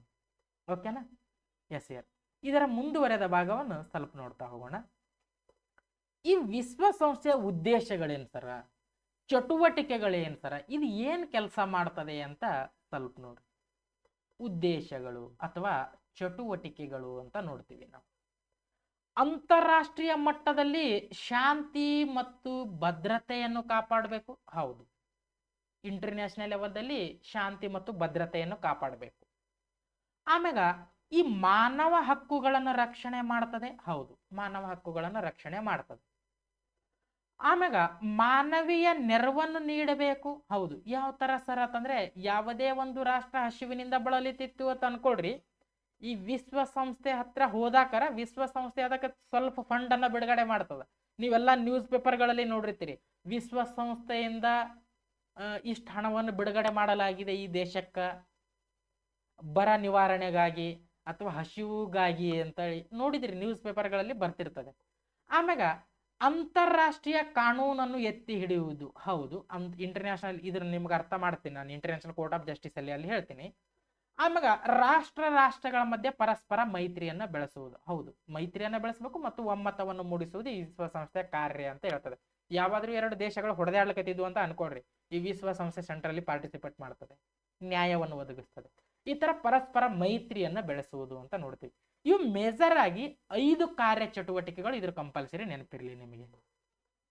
ಅಂತಾರಾಷ್ಟ್ರೀಯ ಶಾಂತಿ ಮತ್ತು ಭದ್ರತೆಯನ್ನು ಕಾಪಾಡುತ್ತದೆ, ಮಾನವ ಹಕ್ಕುಗಳನ್ನು ರಕ್ಷಣೆ ಮಾಡ್ತದೆ, ಮಾನವೀಯ ನೆರವನ್ನು ನೀಡುತ್ತದೆ, ಅಂತಾರಾಷ್ಟ್ರೀಯ ಕಾನೂನನ್ನು ಎತ್ತಿ ಹಿಡಿತದೆ, ರಾಷ್ಟ್ರ ಮಧ್ಯೆ ಪರಸ್ಪರ ಮೈತ್ರಿಯನ್ನು ಬೆಳೆಸ್ತದೆ ಈ ವಿಶ್ವಸಂಸ್ಥೆ. ಇದು ಕ್ಲಿಯರಾ? Yes clear. ಇದರ ಮುಂದುವರೆದ ಭಾಗ ನೋಡ್ರಿ, ಈ ವಿಶ್ವಸಂಸ್ಥೆ ಅಂಗಸಂಸ್ಥೆಗಳು ಅಂತ ಬರ್ತದೆ. ಯಾವ್ಯಾವ ಅಂಗಸಂಸ್ಥೆಗಳದಾವೆ ಸರ್ ಈ ವಿಶ್ವಸಂಸ್ಥೆಯಲ್ಲಿ? ಸ್ವಲ್ಪ ನೋಡ್ರಿ, ಈ ವಿಶ್ವಸಂಸ್ಥೆ ಸ್ಥಾಪನೆಯಾದಾಗ ಇದ್ದ ಅಂಗಸಂಸ್ಥೆಗಳು 6, ಆದರೆ ಪ್ರಸ್ತುತ ವಿಶ್ವಸಂಸ್ಥೆಯಲ್ಲಿ ಕಂಡುಬರುವ ಅಂಗಸಂಸ್ಥೆಗಳು ಕೇವಲ 5 ಅಂಗಸಂಸ್ಥೆಗಳು ಕಂಡುಬರ್ತವೆ ವಿಶ್ವಸಂಸ್ಥೆ. ಯಾವ್ಯಾವು ಅಂತ ಸ್ವಲ್ಪ ನೋಡ್ರಿ. ಒಂದನೇದಾಗಿ ಈ ಸಾಮಾನ್ಯ ಸಭೆ ಅಂತ ಕಂಡು ಬರ್ತದೆ, ಅದಕ್ಕೆ ಜನರಲ್ ಅಸೆಂಬ್ಲಿ ಅಂತ ಕರಿತೀವಿ ನಾವು ಇಂಗ್ಲಿಷಲ್ಲಿ. ಎರಡನೇದು ಭದ್ರತಾ ಮಂಡಳಿ ಅಂತ ಕಂಡು ಬರ್ತದೆ, ಅದನ್ನ ಇಂಗ್ಲಿಷಲ್ಲಿ ಈ ಸೆಕ್ಯೂರಿಟಿ ಕೌನ್ಸಿಲ್ ಅಂತ ಕರಿತೀವಿ ನೋಡ್ರಿ ನಾವು, ಸೆಕ್ಯೂರಿಟಿ ಕೌನ್ಸಿಲ್. ಮೂರನೇದು ಆರ್ಥಿಕ ಮತ್ತು ಸಾಮಾಜಿಕ ಮಂಡಳಿ ಅಂತ ಕರಿತೀವಿ, ಈ ಎಕನಾಮಿಕ್ ಅಂಡ್ ಸೋಷಿಯಲ್ ಕೌನ್ಸಿಲ್ ಅಂತ ಕರಿತೀವಿ ನಾವು ಮೂರನೇದಾಗಿ. ನಾಲ್ಕನೇದು ಅಂತಾರಾಷ್ಟ್ರೀಯ ನ್ಯಾಯಾಲಯ ಅಂತ ಕಂಡು ಬರ್ತದೆ, ಈ ಇಂಟರ್ನ್ಯಾಷನಲ್ ಕೋರ್ಟ್ ಆಫ್ ಜಸ್ಟಿಸ್ ಅಂತ ಕರಿತೀವಿ ನಾವು ಇದನ್ನ. ಆಮೇಲೆ 5ನೇದು ಯಾವ್ದು ಸರ್ ಅಂತಂದ್ರೆ ಈ ಸೆಕ್ರೆಟರಿಯೇಟ್ ಅಂತ ಕಂಡು ಬರ್ತದೆ, ಅದನ್ನು ಕನ್ನಡದಲ್ಲಿ ಸಚಿವಾಲಯ ಅಂತ ಕರಿತೀವಿ. ಇಲ್ಲಿ ಒಂದು ಅಬ್ಸರ್ವ್ ಮಾಡಬಹುದು, ಇಲ್ಲೊಂದು ದತ್ತಿ ಸಮಿತಿ ಅಥವಾ ಧರ್ಮದರ್ಶಿ ಮಂಡಳಿ ಅಥವಾ ಈ ಇಂಗ್ಲಿಷಲ್ಲಿ ಈ ಟ್ರಸ್ಟಿಶಿಪ್ ಕೌನ್ಸಿಲ್ ಅಂತ ನಾನು ರೆಡ್ ಮಾರ್ಕ್ ಅಲ್ಲಿ ಕೊಟ್ಟಿದ್ದೀನಿ. ಇದು ಲಾಸ್ಟ್ ಟೈಮ್ ನಿಮಗೆ HKCTI ದಲ್ಲಿನೂ ಕೂಡ ಕ್ವಶನ್ ಕೇಳಿದ್ದ, ಇದರ ಉದ್ದೇಶ ಏನು ಅಂತ ಕೇಳಿದ್ದ. ನಾನು ಯಾಕೆ ರೆಡ್ ಮಾರ್ಕ್ ಅಲ್ಲಿ ಕೊಟ್ಟಿದ್ದೀನಿ ಸರ್ ಇದು ಅಂತಂದ್ರೆ, ಇದು ಪ್ರಸ್ತುತ ವಿಶ್ವಸಂಸ್ಥೆ ಅಂಗಸಂಸ್ಥೆ ಇಲ್ಲ, ಬಟ್ ಸ್ಥಾಪನೆಯಾದಾಗ ವಿಶ್ವಸಂಸ್ಥೆ ಸ್ಥಾಪನೆಯಾದಾಗ ಈ ಅಂಗಸಂಸ್ಥೆ ಚಾಲ್ತಿಯಲ್ಲಿತ್ತು. ಇದನ್ನ ಯಾಕೆ ಡೆಲಿಟ್ ಆಗ್ಯದ ಸರ್ ಅಂತ ಒಂದು 2 ಲೈನಲ್ಲಿ ಹೇಳ್ತೀನಿ, ಇಲ್ಲೇ ಬರ್ಕೊಂಡ್ ಬಿಡ್ರಿ ಅದನ್ನ. ಈ 2ನೇ ಮಹಾಯುದ್ಧ ನಡೀತದೆ ಎಲ್ಲಿ? 1939ರಿಂದ 45ರಲ್ಲಿ. ಈ ಮೇಜರ್ ಆಗಿ ಎಕ್ಸಿಸ್ ಪವರ್ಸ್ ಕಂಟ್ರೀಸ್ಗಳು ಮತ್ತು ಅಲೈಡ್ ಪವರ್ಸ್ ಕಂಟ್ರೀಸ್ಗಳು ಅಂತ ನಾನು ನಿಮಗೆ ಮುಂದೆ ಹೇಳಿದೆ ಅಲ್ಲೇ ಹಿಂದ್ಗಡೆ. ಇಲ್ಲಿ ಈ 2ನೇ ಮಹಾಯುದ್ಧದಲ್ಲಿ ಗೆದ್ದ ಪ್ರದೇಶಗಳನ್ನು ಈ XYZ ಪ್ರದೇಶ ಅಮೆರಿಕ ಗೆದ್ದದಿನ, ಈ XYZ ಪ್ರದೇಶ ಚೀನಾ ಗೆದ್ದದು, ಅಥವಾ ಈ ಬಲ್ಗೇರಿಯಾ ಗೆದ್ದದು, ಈ ಸ್ಲೋವಾಕಿಯಾ ಗೆದ್ದದು ಅಂತ ಕನ್ಫ್ಯೂಸ್ ಇರ್ತದೆ. ಈ ಗೆದ್ದ ಪ್ರದೇಶಗಳನ್ನು ವಿಭಜನೆ ಮಾಡ್ಲಿಕ್ಕೆ ಅಥವಾ ಆ ದೇಶಕ್ಕೆ ಹಂಚಿಕೆ ಮಾಡಲು ಸ್ಥಾಪನೆಯಾಗಿರುವ ಅಂಗಸಂಸ್ಥೆನೇ ಈ ಧರ್ಮದರ್ಶಿ ಮಂಡಳಿ ಅಂತ ನೋಡ್ತೀವಿ, ಅಥವಾ ದತ್ತಿ ಸಮಿತಿ ಅಂತ ಕರಿತೀವಿ. ಇಂಗ್ಲಿಷಲ್ಲಿ ಇದನ್ನ ಟ್ರಸ್ಟಿಶಿಪ್ ಕೌನ್ಸಿಲ್ ಅಂತ ಕೇಳ್ತೀವಿ. ಒಂದು ಸೆಕೆಂಡ್ ನೋಡ್ರಿ.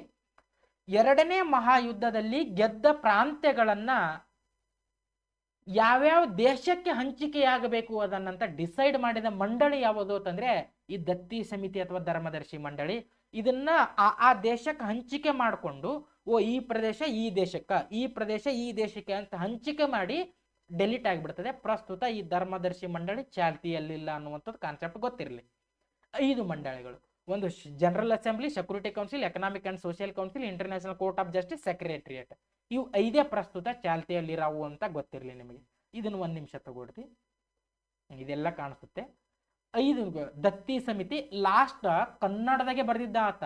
ಈ ಟ್ರಸ್ಟಿಶಿಪ್ ಕೌನ್ಸಿಲ್ ಅಂತ ಕನ್ನಡದಲ್ಲಿ ಬರೆದು ಕೊಟ್ಟಿದ್ದ. ಇದರ ಕಾರ್ಯ ಏನು ಅಂತ ಕೇಳಿದ್ದ. 2ನೇ ಮಹಾಯುದ್ಧದಲ್ಲಿ ಗೆದ್ದ ಪ್ರಾಂತ್ಯಗಳನ್ನು ಹಂಚಿಕೆ ಮಾಡಲು ಸ್ಥಾಪನೆಯಾಗಿರ್ತದೆ ಇದು. ಅಷ್ಟು ಗೊತ್ತಿರಲಿ ನಿಮಗೆ ಇದು ಕ್ಲಿಯರ್ ಆಗಿ. ಓಕೆನಾ? ಈಗ ಒಂದೊಂದು ಮಂಡಳಿ ಬಗ್ಗೆ ನೋಡ್ತಾ ಹೋಗೋಣ ಅಂತ ಕ್ಲಿಯರ್ ಆಗಿ. ಒಂದನೇದಾಗಿ ಈ ಸಾಮಾನ್ಯ ಸಭೆ ಅಂತ ಬರ್ತದೆ, ಅಂದ್ರೆ ಈ ಜನರಲ್ ಅಸೆಂಬ್ಲಿ ಅಂತ ಕರಿತೀವಿ ನಾವು. ಈ ಸಾಮಾನ್ಯ ಸಭೆಯ ಕೇಂದ್ರ ಕಚೇರಿ ಎಲ್ಲಿದೆ ಸರ್ ಅಂತಂದ್ರೆ ಅಮೆರಿಕಾದ ನ್ಯೂಯಾರ್ಕ್ ನಲ್ಲಿ ಇದರ ಕೇಂದ್ರ ಕಚೇರಿ ಇದೆ ನೋಡ್ರಿ. ಎಲ್ಲಿದೆ? ಅಮೆರಿಕಾದ ನ್ಯೂಯಾರ್ಕ್.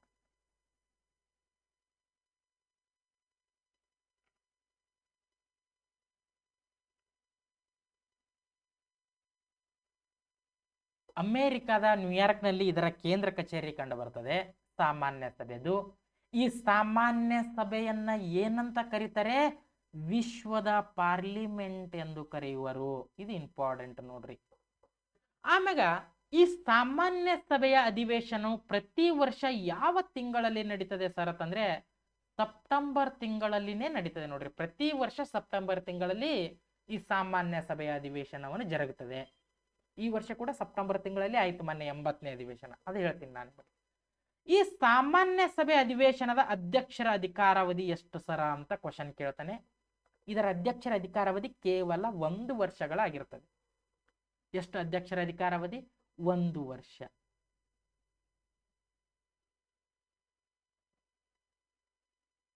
ಒಂದೇ ವರ್ಷ ಅಧಿಕಾರಾವಧಿಯನ್ನು ಹೊಂದಿರ್ತದೆ ನೋಡ್ರಿ ಇದು. ಆಮ್ಯಾಗ ಈ ಸಾಮಾನ್ಯ ಸಭೆಯಲ್ಲಿ ಕನ್ನಡದಲ್ಲಿ ಮಾತನಾಡಿದ ಮೊದಲ ವ್ಯಕ್ತಿ ಯಾರು ಅಂತ ಕ್ವಶನ್ ಅನ್ನ ಏನಾದ್ರೂ ಕೇಳಿದ್ರೆ ಅನಂತ ಕುಮಾರ್ ಅಂತ ಹಾಕ್ರಿ. ಅನಂತ ಕುಮಾರ್ ಅವರು ಕನ್ನಡದಲ್ಲಿ ಮಾತನಾಡಿದ ಮೊದಲ ವ್ಯಕ್ತಿ ಈ ಸಾಮಾನ್ಯ ಸಭೆಯಲ್ಲಿ, ಜನರಲ್ ಅಸೆಂಬ್ಲಿಯಲ್ಲಿ. ಹಾಗಾದ್ರೆ ಈ ಸಾಮಾನ್ಯ ಸಭೆಯ ಮೊದಲನೆಯ ಅಧಿವೇಶನ ಎಲ್ಲಿ ಜರುಗುತ್ತದೆ ಸರ್ ಅಂತಂದ್ರೆ ಈ ಇಂಗ್ಲೆಂಡ್ನಾಗ ಜರುಗುತ್ತದೆ. ಈ ಲಂಡನ್ನಲ್ಲಿ, ಈ ಲಂಡನ್ನಿನ ಈ ವೆಸ್ಟ್ ಮಿನಿಸ್ಟರ್ ಸೆಂಟ್ರಲ್ ಹಾಲ್ ಅಂತ ಒಂದು ಹಾಲ್ ಇರ್ತದೆ, ಆ ಹಾಲ್ನಲ್ಲಿ ಜರುಗುತ್ತದೆ. ಇದರ ಅಧ್ಯಕ್ಷತೆ ವಹಿಸಿಕೊಂಡವ ಯಾರು ಸರ್ ಅಂತಂದ್ರೆ ಈ ಬೆಲ್ಜಿಯಂನ ಪಾಲ್ ಹೆನ್ರಿ ಸ್ಟಾಕ್ ಅವರು ಇದರ ಅಧ್ಯಕ್ಷತೆಯನ್ನು ವಹಿಸಿಕೊಂಡಿರ್ತಾರೆ. ಫಸ್ಟ್ ಅಧಿವೇಶನ ಅಂತ ಕರಿತೀವಿ ಅದರದ್ದು ಈ ಸಾಮಾನ್ಯ ಸಭೆಯ ಅಧಿವೇಶನ. ಎಲ್ಲಿ ನಡೀತದೆ? ಇಂಗ್ಲೆಂಡಿನ ಲಂಡನ್ದಲ್ಲಿ ನಡೀತದೆ. ಯಾವುದರ ಅಧ್ಯಕ್ಷರು ಯಾರು? ಪಾಲ್ ಹೆನ್ರಿ ಸ್ಟಾಕ್ ಅವರ ಅಧ್ಯಕ್ಷರು. ಇವ್ರು ಯಾವ ದೇಶಕ್ಕೆ ಸೇರಿದವರು? ಈ ಬೆಲ್ಜಿಯಂ ದೇಶಕ್ಕೆ ಸೇರಿದವರು ಅನ್ನುವಂಥದ್ದು ಕ್ಲಿಯರ್ ಆಗಿ ಗೊತ್ತಿರಬೇಕು ನಿಮಗೆ. ಓಕೆನಾ? ಇದು ನಾನು ಫೋಟೋ ತೆಗಿತೀನಿ. ಇಲ್ಲಿ ಏನೇನು ನೆನಪಿಡಬೇಕು ಗೊತ್ತಾಯ್ತಾ ನಿಮಗೆ? ಸಾಮಾನ್ಯ ಸಭೆ. ಈ ಸಾಮಾನ್ಯ ಸಭೆಯ ಕೇಂದ್ರ ಕಚೇರಿ ಅಮೆರಿಕಾದ ನ್ಯೂಯಾರ್ಕ್ ನಲ್ಲಿ ಕಂಡು ಬರ್ತದೆ. ಈ ಸಾಮಾನ್ಯ ಸಭೆಯನ್ನು ಏನಂತ ಕರಿತೀವಿ? ವಿಶ್ವದ ಪಾರ್ಲಿಮೆಂಟ್ ಎಂದು ಕರೆಯುವರು. ಈ ಸಾಮಾನ್ಯ ಸಭೆಯ ಅಧಿವೇಶನವು ಪ್ರತಿ ವರ್ಷ ಸೆಪ್ಟೆಂಬರ್ ತಿಂಗಳಲ್ಲಿ ನಡೀತದೆ. ಈ ಸಾಮಾನ್ಯ ಸಭೆಯ ಅಧಿವೇಶನದ ಅಧ್ಯಕ್ಷರ ಅಧಿಕಾರಾವಧಿ ಎಷ್ಟಾಗಿರ್ತದೆ? 1 ವರ್ಷ ಅಧಿಕಾರಾವಧಿಯನ್ನು ಹೊಂದಿರ್ತಾರೆ. ಈ ಸಾಮಾನ್ಯ ಸಭೆಯಲ್ಲಿ ಕನ್ನಡದಲ್ಲಿ ಮಾತನಾಡಿದ ಮೊದಲ ವ್ಯಕ್ತಿ ಯಾರು? ಅನಂತ್ ಕುಮಾರ್ ಎಂಬ ವ್ಯಕ್ತಿ ಕನ್ನಡದಲ್ಲಿ ಮಾತನಾಡ್ತಾರೆ. ಈ ಮೊದಲನೆಯ ಸಾಮಾನ್ಯ ಸಭೆಯಲ್ಲಿ ನಡೀತದೆ ಈ ಇಂಗ್ಲೆಂಡಿನ ಲಂಡನ್ನಲ್ಲಿ ನಡೀತದೆ. ಈ ಲಂಡನ್ನಲ್ಲಿ ಒಂದು ಹಾಲ್ ಇರ್ತದೆ ಅಂತ ಹೇಳಿದೆ, ವೆಸ್ಟ್ ಮಿನಿಸ್ಟರ್ ಸೆಂಟ್ರಲ್ ಹಾಲ್ ನಲ್ಲಿ ನಡೀತದೆ ಮೊದಲ ಅಧಿವೇಶನ. ಯಾರ ಅಧ್ಯಕ್ಷತೆಯಲ್ಲಿ ನಡೀತದೆ ಸರ? ಪಾಲ್ ಹೆನ್ರಿ ಸ್ಟಾಕ್ ಅವರ ಅಧ್ಯಕ್ಷತೆಯಲ್ಲಿ ನಡೀತದೆ. ಈ ಪಾಲ್ ಹೆನ್ರಿ ಸ್ಟಾಕ್ ಅವರು ಯಾವ ದೇಶದವರು? ಬೆಲ್ಜಿಯಂ ದೇಶದವರು ಆಗಿರ್ತಾರೆ ಅನ್ನುವಂಥದ್ದು ಕ್ಲಿಯರ್ ಆಗಿ ಗೊತ್ತಿರಲಿ ನಿಮಗೆ. ಕ್ಲಿಯರ್ ಆಯ್ತಾ? ಇದು ಜನರಲ್ ಅಸೆಂಬ್ಲಿ ಅಂತ ನೋಡ್ತಾ ಬರ್ತೀವಿ. ಇನ್ನೂ ಇದೆ, ಸ್ವಲ್ಪ ತಗೊಳ್ರಿ ಇದನ್ನು. ಇದರ ಮುಂದುವರೆದ ಭಾಗ ಸ್ವಲ್ಪ ನೋಡ್ರಿ. 1953 ಬಹಳ ಇಂಪಾರ್ಟೆಂಟ್ ನಮಗೆ. ಯಾಕೆ ಅಂತ ಹೇಳ್ತೀನಿ. ಯಾವುದು? 1953. ಈ 1953ರಲ್ಲಿ ಈ ವಿಶ್ವಸಂಸ್ಥೆ ಸಾಮಾನ್ಯ ಸಭೆಯ ಅಧಿವೇಶನದ ಅಧ್ಯಕ್ಷತೆಯನ್ನು ಯಾರು ವಹಿಸಿರ್ತಾರೆ ಸರ್ ಅಂತಂದ್ರೆ ನಮ್ಮ ಶ್ರೀಮತಿ ವಿಜಯಲಕ್ಷ್ಮಿ ಪಂಡಿತ್ ಅವರು ವಹಿಸಿರ್ತಾರೆ. ಯಾರು? ವಿಜಯಲಕ್ಷ್ಮಿ ಪಂಡಿತ್ ಅಂತ ನೋಡ್ತೀವಿ.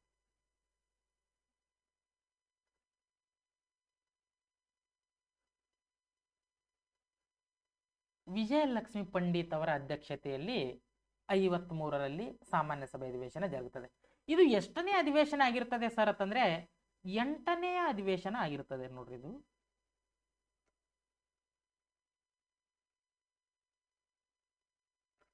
8ನೇ ಅಧಿವೇಶನ ಆಗಿರ್ತದೆ ಇದು ಸಾಮಾನ್ಯ ಸಭೆ. ಇದು ಕ್ಲಿಯರ್ ಆಗಿ ಗೊತ್ತಿರಲಿ. ಇಲ್ಲಿ ಏನಾಗುತ್ತದೆ ಸರ್ ಅಂತಂದ್ರೆ, ಈ ವಿಶ್ವಸಂಸ್ಥೆಯ ಸಾಮಾನ್ಯ ಸಭೆಯ ಅಧಿವೇಶನದ ಅಧ್ಯಕ್ಷತೆಯನ್ನು ವಹಿಸಿದ ಮೊದಲ ಮಹಿಳೆ ಅಂತ ಕರೀತಾರೆ ನೋಡ್ರಿ ಇವರನ್ನ. ಮತ್ತು ಮೊದಲ ಭಾರತೀಯ ಮಹಿಳೆ ಯಾರು ಅಂತಂದ್ರೆ ಇದೇ ವಿಜಯಲಕ್ಷ್ಮಿ ಪಂಡಿತ್ ಅಂತ ಹಾಕಿರಿದ್ದಾನೆ. ಡೈರೆಕ್ಟ್ ಆಗಿ ಬಹಳ ಸಾರಿ ಪೊಲೀಸ್ ಕಾನ್ಸ್ಟೇಬಲ್ ಅಲ್ಲಿ ಕ್ವಶನ್ ಕೇಳಿದಾನೆ. ಇದನ್ನು CR ದ ಕೇಳೋಣ, DR ದ ಕೇಳೋಣ, ಈ ಗ್ರೂಪ್ C ಎಕ್ಸಾಮ್ಸ್ಗಳಲ್ಲಿ ಕೇಳಿದಾನೆ, PS ದಲ್ಲಿ ಕೂಡ ಕೇಳಿದಾನೆ ಹಿಂದ್ಗಡೆ ಹೋದಂಗೆ. ಸ್ವಲ್ಪ ನೋಡ್ರಿ, ವಿಶ್ವಸಂಸ್ಥೆ ಸಾಮಾನ್ಯ ಸಭೆ ಅಧಿವೇಶನ ವಹಿಸಿದ ಮೊದಲ ಮಹಿಳೆ ಯಾರು ಅಂತಂದ್ರೆ ವಿಜಯಲಕ್ಷ್ಮಿ ಪಂಡಿತ್. ಯಾವ ವರ್ಷ? 1953ರಲ್ಲಿ. ಇದು ಎಷ್ಟನೇ ಅಧಿವೇಶನ? 8ನೇ ಅಧಿವೇಶನ ಆಗಿರ್ತದೆ ಅನ್ನುವಂಥದ್ದು ಗೊತ್ತಿರಲಿ. ಆಮ್ಯಾಗ ಇಲ್ಲೊಂದು 1977ರಲ್ಲಿ ಒಂದು ಅಧಿವೇಶನ ನಡೀತದೆ. ಇದು ಕೂಡ ಇಂಪಾರ್ಟೆಂಟ್. ಇದು ಯಾಕೆ ಸರ್ ಅಂತ ಹೇಳ್ತೀನಿ ಕೇಳ್ರಿ. ಈ ಸಾಮಾನ್ಯ ಸಭೆಯ ಅಧಿವೇಶನದ ಅಧ್ಯಕ್ಷರು ಯಾರು ವಹಿಸಿರ್ತಾರೆ? ಈ ಲೇಸರ್ ಮೆಜರ್ಸೋ ಎಂಬ ವ್ಯಕ್ತಿ ವಹಿಸಿರ್ತಾನೆ ಈ ಸಾಮಾನ್ಯ ಸಭೆ ಅಧಿವೇಶನದ ಅಧ್ಯಕ್ಷರು. ಈ ಅಧಿವೇಶನದಲ್ಲಿ ಅಟಲ್ ಬಿಹಾರಿ ವಾಜಪೇಯಿ ಎಂಬ ವ್ಯಕ್ತಿ ಹಿಂದಿಯಲ್ಲಿ ಭಾಷಣ ಮಾಡಿದ ಮೊದಲ ವ್ಯಕ್ತಿ ಅಂತ ನೋಡ್ತೀವಿ ನಾವು. ಈ ಸಾಮಾನ್ಯ ಸಭೆಯ ಅಧಿವೇಶನದಲ್ಲಿ ಹಿಂದಿಯಲ್ಲಿ ಭಾಷಣವನ್ನು ಮಾಡ್ತಾರೆ ಯಾರು? ಅಟಲ್ ಬಿಹಾರಿ ವಾಜಪೇಯಿ ಅವರು. ಯಾವ ವರ್ಷದಲ್ಲಿ? 1977ರಲ್ಲಿ. ಅದರ ಅಧ್ಯಕ್ಷತೆ ಯಾರಿರ್ತಾರೆ? ಲೇಸರ್ ಮೆಜೋಸೋ ಎಂಬ ವ್ಯಕ್ತಿ ಇರ್ತಾನೆ ಅನ್ನುವಂಥದ್ದು ಗೊತ್ತಿರಬೇಕು. ಹಿಂದಿಯಲ್ಲಿ ಭಾಷಣ ಮಾಡಿದ ಮೊದಲ ವ್ಯಕ್ತಿ. ಆ ಸಂದರ್ಭದಲ್ಲಿ ಅಟಲ್ ಬಿಹಾರಿ ವಾಜಪೇಯಿ ಅವರು ಯಾವ ಹುದ್ದೆಯಲ್ಲಿದ್ರು ಸರ್ ಅಂತಂದ್ರೆ ವಿದೇಶಾಂಗ ಮಂತ್ರಿ ಆಗಿರ್ತಾರೆ ನೋಡ್ರಿ ಅಟಲ್ ಬಿಹಾರಿ ವಾಜಪೇಯಿ ಅವರು. ಕ್ಲಿಯರಾ? ಎಸ್. ಹಂಗಾದ್ರೆ ಈ ಹಿಂದಿಯಲ್ಲಿ ಭಾಷಣ ಮಾಡಿದ 2ನೇ ವ್ಯಕ್ತಿ ಯಾರು? ಶ್ರೀಮಾನ್ಯ ಪ್ರಧಾನಿ ನರೇಂದ್ರ ಮೋದಿ ಅವರು ನೋಡ್ರಿ. ಇತ್ತೀಚೆಗೆ ಮಾಡಿರ್ತಾರೆ. ಯಾರು? ಪ್ರಧಾನಿಯಾದ ನರೇಂದ್ರ ಮೋದಿ ಅವರು. ನರೇಂದ್ರ ಮೋದಿ ಇತ್ತೀಚೆಗೆ ಮಾಡಿದ್ದಾರೆ. ಇವ್ರು ಯಾವ ವರ್ಷ ಮಾಡಿದ್ದಾರೆ ಸರ್ ನರೇಂದ್ರ ಮೋದಿ ಅವರು ಅಂತಂದ್ರೆ 2014ರಲ್ಲಿ ಭಾಷಣವನ್ನು ಮಾಡ್ತಾರೆ ನೋಡ್ರಿ ನರೇಂದ್ರ ಮೋದಿ ಅವರು.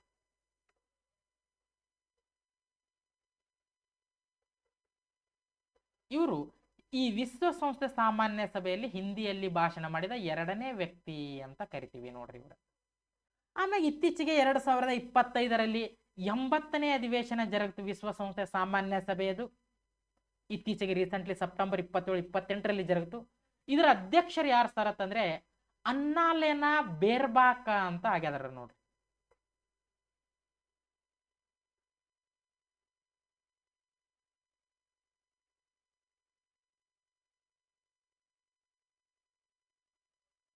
ಇವರ ಅಧ್ಯಕ್ಷತೆಯಲ್ಲಿ ಜರುಗಿದೆ ನೋಡ್ರಿ 80ನೇ ಅಧಿವೇಶನ ಅಂತ ನೋಡ್ತೀವಿ. ಇದನ್ನು ಕೇಳಬಹುದು ನಿಮಗೆ. ಇತ್ತೀಚೆಗೆ ನಡೆದ ವಿಶ್ವಸಂಸ್ಥೆ ಸಾಮಾನ್ಯ ಸಭೆ ಅಧಿವೇಶನದ ಅಧ್ಯಕ್ಷರು ಯಾರು ಅಂತ ಕೇಳ್ತಾರೆ.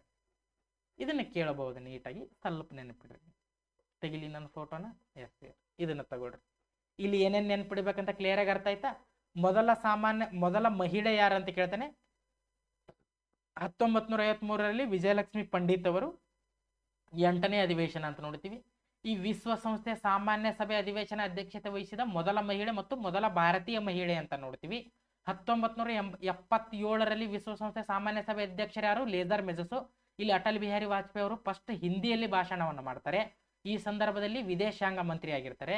ಹಿಂದಿಯಲ್ಲಿ ಭಾಷಣ ಮಾಡಿದ 2ನೇ ವ್ಯಕ್ತಿ ಯಾರು? ನರೇಂದ್ರ ಮೋದಿ ಅವರು 2014ರಲ್ಲಿ ಮಾಡ್ತಾರೆ. ಆಮೇಲೆ ಪ್ರಸ್ತುತ 2025ರಲ್ಲಿ ವಿಶ್ವಸಂಸ್ಥೆ ಸಾಮಾನ್ಯ ಸಭೆ ಅಧಿವೇಶನ ಎಷ್ಟನೇದಂತಂದ್ರೆ 80ನೇ ಅಧಿವೇಶನ ನಡೆದಿದೆ 2025ರಲ್ಲಿ. ಇದರ ಅಧ್ಯಕ್ಷರಾಗಿ ಅನ್ನಲೇನಾ ಬೇರಬೇಕಾದವರು ಇರ್ತಾರೆ ನೋಡಿ. ಕ್ಲಿಯರ್? ಎಸ್. ಇದರ ಮುಂದುವರೆದ ಭಾಗ 2ನೇದಾಗಿ ತಗೊಳ್ರಿ. ಈ ಭದ್ರತಾ ಮಂಡಳಿ ಅಂತ ತೆಗೆದುಕೊಳ್ರಿ. ಈ ಸೆಕ್ಯೂರಿಟಿ ಕೌನ್ಸಿಲ್ ಅಂತ ನೋಡ್ತೀವಿ ನಾವು. ಸೆಕ್ಯೂರಿಟಿ ಕೌನ್ಸಿಲ್ ಅಂತ. ಈ ಭದ್ರತಾ ಮಂಡಳಿಯ ಕೇಂದ್ರ ಕಚೇರಿಯಲ್ಲಿ ಕಂಡು ಬರ್ತದೆ ಸರ್ ಅಂತಂದ್ರೆ ಅಮೆರಿಕಾದ ನ್ಯೂಯಾರ್ಕ್ನಲ್ಲಿ.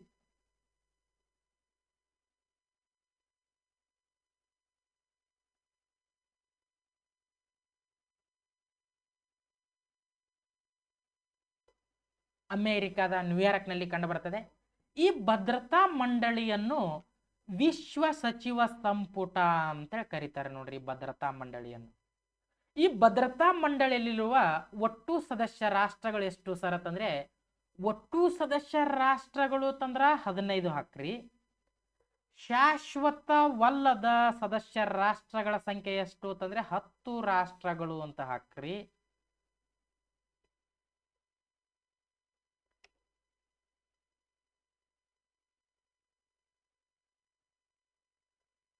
10 ರಾಷ್ಟ್ರಗಳು ಅಂತ ಹಾಕ್ರಿ. ಕಾಯಂ ಸದಸ್ಯ ಹೊಂದಿರುವ ರಾಷ್ಟ್ರಗಳು ಎಷ್ಟು ಅಂತಂದ್ರೆ 5 ರಾಷ್ಟ್ರಗಳು ಅಂತ ಹಾಕ್ರಿ. ಇದನ್ನು ಅರ್ಥ ಆಗ್ತಿದೆನಾ ನಿಮಗೆ? 10 ಶಾಶ್ವತವಲ್ಲದ ದೇಶಗಳಿರ್ತವೆ ಅಂತ ಹೇಳಿದೆ. ಒಟ್ಟು ಸದಸ್ಯ ರಾಷ್ಟ್ರಗಳು 15 ಇಲ್ಲಿ. ಕಾಯಂ ಅಲ್ಲದ ಸದಸ್ಯ ರಾಷ್ಟ್ರಗಳು 10, ಕಾಯಂ ಸದಸ್ಯತ್ವ ಹೊಂದಿರುವುದು 5. ಈ ಕಾಯಂ ಅಲ್ಲದ ಸದಸ್ಯರ ಅಧಿಕಾರಾವಧಿ ಎಷ್ಟು ಅಂತಂದ್ರೆ 2 ವರ್ಷಗಳು ನೋಡ್ರಿ. 2 ವರ್ಷಕ್ಕೆ ಒಂದು ಸಾರಿ ಚೇಂಜ್ ಆಗ್ತವೆ ಈ 10 ರಾಷ್ಟ್ರಗಳು. ಈ ವರ್ಷ ನೇಮಕ ಅದು ಅಂದ್ರೆ 2 ವರ್ಷಗಳ ಕಾಲ ಇರ್ತವೆ ಈ 10 ರಾಷ್ಟ್ರಗಳು. ಮತ್ತೆ ಚೇಂಜ್ ಆಗ್ತವೆ, ಮತ್ತೆ 10 ರಾಷ್ಟ್ರಗಳು ಹೊಸದಾಗಿ ಬರ್ತವೆ ನೋಡ್ರಿ.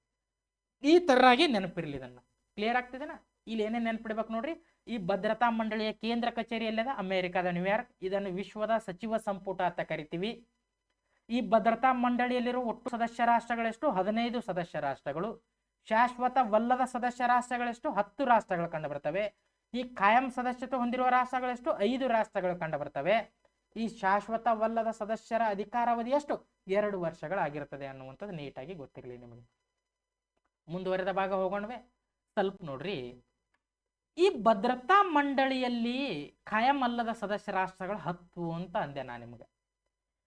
ಸರ್, ಈ ಕಾಯಂ ಅಲ್ಲದ ಸದಸ್ಯ ರಾಷ್ಟ್ರವಾಗಿ ಭಾರತ ಒಮ್ಮೆರೆ ಆಯ್ಕೆ ಆಗಿದೆ ಸರ್ ಅಂತಂದ್ರೆ ಹೌದು, ಆಯ್ಕೆ ಆಗಿದೆ. ಒಟ್ಟು 8 ಸಾರಿ ಆಯ್ಕೆ ಆಗಿದೆ. ಲಾಸ್ಟ್ ಕೊನೆಯದಾಗಿ ಯಾವಾಗ ಆಯ್ಕೆ ಆಗಿದೆ ಗೊತ್ತಾ? ಭಾರತ 2021-22ರಲ್ಲಿ 8ನೇ ಬಾರಿಗೆ ಆಯ್ಕೆಯಾಗಿತ್ತು ನೋಡ್ರಿ ಕಾಯಂ ಅಲ್ಲದ ಸದಸ್ಯ ರಾಷ್ಟ್ರವಾಗಿ ಭಾರತ. ನಾನು ನಿಮ್ಗೆ ಹೇಳ್ತೀನಿ, ಈ ಕಾಯಂ ಸದಸ್ಯತ್ವಕ್ಕಾಗಿ ಭಾರತ ಹೋರಾಡ್ಲಿಕ್ಕತ್ತದ. ಈ P4 ರಾಷ್ಟ್ರಗಳು ಅಥವಾ G4 ರಾಷ್ಟ್ರಗಳು ಅಂತ ಕರಿತೀವಿ. ಭಾರತ, ಬ್ರೆಜಿಲ್, ಜಪಾನ್, ಜರ್ಮನಿ ಇದಾವೆ. ಈ ವಿಶ್ವಸಂಸ್ಥೆ ಕಾಯಂ ಸದಸ್ಯ ರಾಷ್ಟ್ರಕ್ಕಾಗಿ ಹೋರಾಡುತ್ತಿರುವ ರಾಷ್ಟ್ರಗಳಿಗೆ P4 ರಾಷ್ಟ್ರಗಳು ಅಂತ ಕರಿತೀವಿ. ಪವರ್ ಆಫ್ 4 ಅಂತೇಳಿ.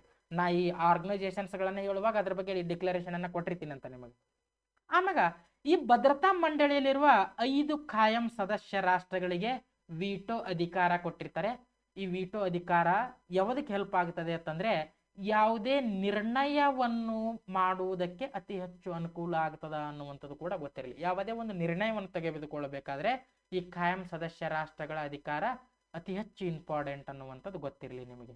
ಆಮ್ಯಾಗ ಈ ಯುದ್ಧಾಪರಾಧಗಳು, ಮಾನವೀಯ ವಿರುದ್ಧದ ಅಪರಾಧಗಳ ಬಗ್ಗೆ ಅಂತಾರಾಷ್ಟ್ರೀಯ ನಿಷ್ಕ್ರಿಯತೆಗೆ ಈ ವಿಟೋ ಅಧಿಕಾರ ಅತಿ ಹೆಚ್ಚು ಮುಖ್ಯ ಕಾರಣವಾಗಿರುವಂಥದ್ದು ಅನ್ನುವಂಥದ್ದು ಗೊತ್ತಿರಲಿ ನಿಮಗೆ. ಕ್ಲಿಯರ್ ಆಗ್ತಿದೆನಾ ಇದು ನಿಮಗೆ? ಎಸ್. ಹಾಗಾದ್ರೆ ಈ ವಿಶ್ವಸಂಸ್ಥೆಯಲ್ಲಿ ಈ ಕಾಯಂ ಸದಸ್ಯ ರಾಷ್ಟ್ರಗಳು 5 ಅದಾವ ಅಂತ ಹೇಳಿದೆ. ಕಾಯಂ ಅಲ್ಲದ ಸದಸ್ಯ ರಾಷ್ಟ್ರಗಳು 10 ಅದಾವ. ಕಾಯಂ ಸದಸ್ಯ ರಾಷ್ಟ್ರಗಳು ಯಾವ್ಯಾವ ಅಂತ ಹೇಳ್ಬೇಕಾ? ಅಲ್ಲಿ ನಾನು ನಿಮ್ಗೆ ಹೇಳಿದ್ದೀನಿ ಆಲ್ರೆಡಿ. ಆರ್ ಫೇಸ್ ಅಂತ ಹೇಳಿ, ರಷ್ಯಾ ಅಂತ ನೆನಪಿಡ್ರಿ, ಫ್ರಾನ್ಸ್ ಅಂತ ನೆನಪಿಡ್ರಿ ಅಂತ ಹೇಳಿದ್ದೆ. ಫ್ರಾನ್ಸ್,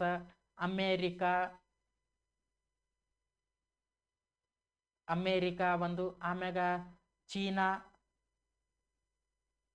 ಆಮ್ಯಾಗ ಲಾಸ್ಟ್ ಒನ್ ಇಂಗ್ಲೆಂಡ್ ಅಂತ ಅಲ್ಲಿ ಕೂಡ ಹೇಳಿದ್ದೆ. ಕಾಯಂ ಅಲ್ಲದ ಸದಸ್ಯ ರಾಷ್ಟ್ರ 10 ಪದೇ ಪದೇ ಚೇಂಜ್ ಆಗ್ತವೆ. ಒಳಗೊಂದೊಂದ್ಸರಿ 10ಕ್ಕೆ 10 ಫುಲ್ ಆಗಲ್ಲ. ನೆನಪಿರ್ಲಿ. ಇದನ್ನ ಏನಂತ ನೆನಪಿಡ್ರಿ? ಆರ್ ಫೇಸ್ ಅಂತ ನೆನಪಿಡ್ರಿ. ಇದನ್ನ ನೆನಪಿಡಕ್ ಈಸಿ ಆಗ್ಬೇಕು. ಇದು ಕ್ಲಿಯರ್ ಆಯ್ತಾ? ಇದು ಬಂತ? ಒಂದ್ ನಿಮಿಷ ಇದನ್ನ ತೆಗೆದುಕೊಳ್ರಿ. 2021-22ರಲ್ಲಿ 8ನೇ ಬಾರಿ ನಮ್ಮ ಭಾರತ ಆಯ್ಕೆಯಾಗಿತ್ತು. ಈ ಭದ್ರತಾ ಮಂಡಳಿಯಲ್ಲಿ 5 ಕಾಯಂ ಸದಸ್ಯ ರಾಷ್ಟ್ರಗಳಿಗೆ ವಿಟೋ ಅಧಿಕಾರ ಕಂಡು ಬರ್ತದೆ. ಇಲ್ಲೊಂದು ಒಪ್ಪಂದ ಬರ್ತದೆ. ಈ 5 ಕಾಯಂ ಸದಸ್ಯ ರಾಷ್ಟ್ರಗಳಿಗೆ ವಿಟೋ ಅಧಿಕಾರ ಅದ. ಓಕೆ, ಇಲ್ಲಿ ನೋಡ್ರಿ. ಈ 5 ಕಾಯಂ ಸದಸ್ಯ ರಾಷ್ಟ್ರಗಳಿಗೆ ವಿಟೋ ಅಧಿಕಾರ ಕೊಡಬೇಕು ಅಂತ ಹೇಳಿದ ಒಪ್ಪಂದ ಯಾವುದು ಅಂತ ಏನಾದ್ರೂ ಕ್ವಶನ್ ಕೇಳಿದ್ರೆ ಹಾಕ್ರಿ. ಈ ಡಂಬರ್ಟನ್ ಓಕ್ಸ್ ಒಪ್ಪಂದ ಅಂತ ಒಂದು ಒಪ್ಪಂದ ಮಾಡ್ತಾರೆ. ಇಲ್ಲಿ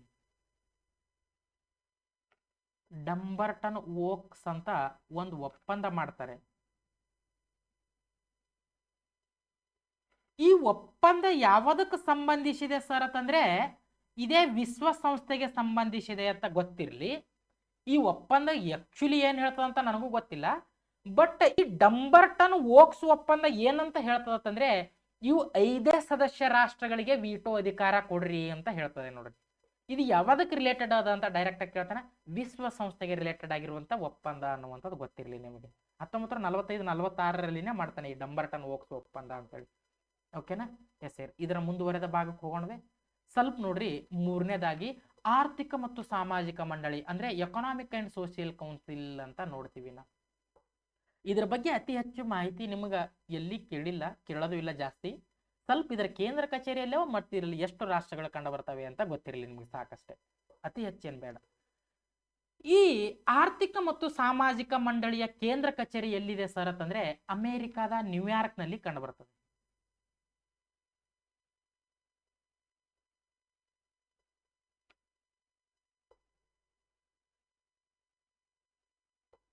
ಅಮೆರಿಕಾದ ನ್ಯೂಯಾರ್ಕ್ ನಲ್ಲಿ ಕಂಡು ಬರ್ತದೆ ಇದರ ಕೇಂದ್ರ ಕಚೇರಿ.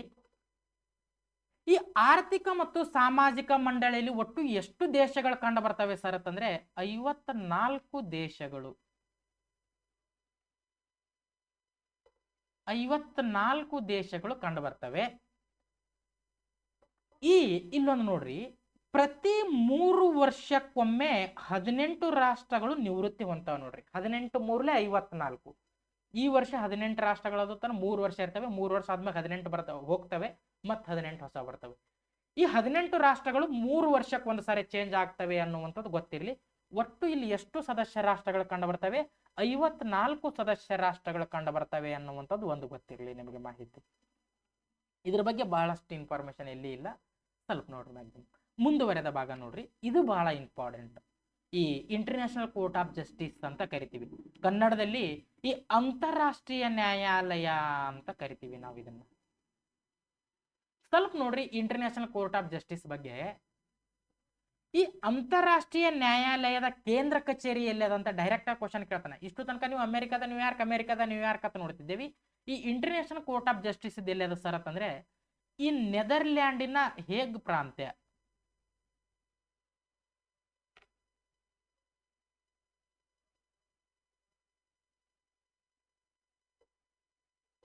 ಈ ನೆದರ್ಲ್ಯಾಂಡಿನ ಹೇಗ್ ಪ್ರಾಂತ್ಯದಲ್ಲಿ ಇದರ ಕೇಂದ್ರ ಕಚೇರಿ ಕಂಡು ಬರ್ತದೆ.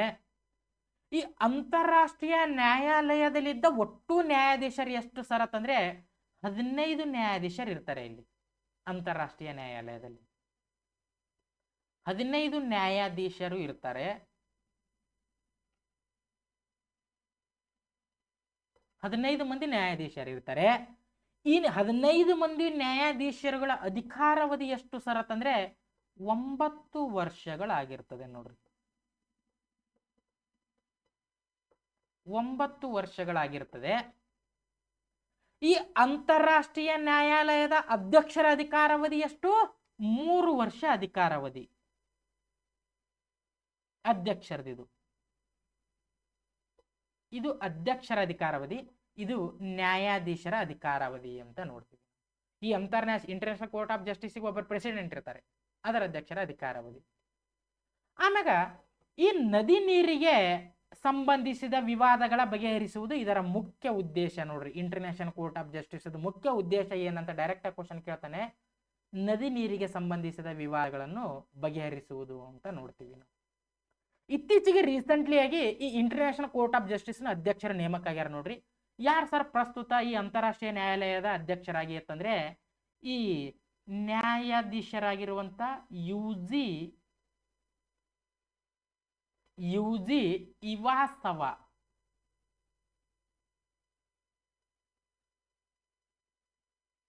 ಇವಾಸವರವರಾಗ್ಯಾರ. ಇವ್ರು ಎಲ್ಲಿಯವರು ಸರ್ ಅಂತಂದ್ರೆ ಇವರು ಜಪಾನ್ ದೇಶದವರು ನೋಡ್ರಿ.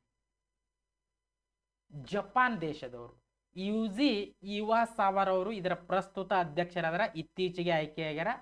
ಇವರು ಜಪಾನ್ ದೇಶದವರು ಅನ್ನುವಂಥದ್ದು ಗೊತ್ತಿರಲಿ. ಹಾಗಾದ್ರೆ ಈ ಅಂತಾರಾಷ್ಟ್ರೀಯ ನ್ಯಾಯಾಲಯದಾಗೆ ನ್ಯಾಯಾಧೀಶರಾಗಿ ಕೆಲಸ ಮಾಡಿದ ಭಾರತೀಯರು ಯಾರಾದರೂ ಇದ್ದಾರೆ ಸರ್ ಅಂತಂದ್ರೆ ಹೌದಿದ್ದಾರೆ. ಟೋಟಲ್ 4 ಜನ ಭಾರತೀಯರು ಇಲ್ಲಿ ಕೆಲಸ ಮಾಡಿದ್ದಾರೆ. ಮೊದಲನೇದಾಗಿ ಬೆನಗಲ್ ರಾಮರಾವ್ ಅಂತ ನೋಡ್ತೀವಿ.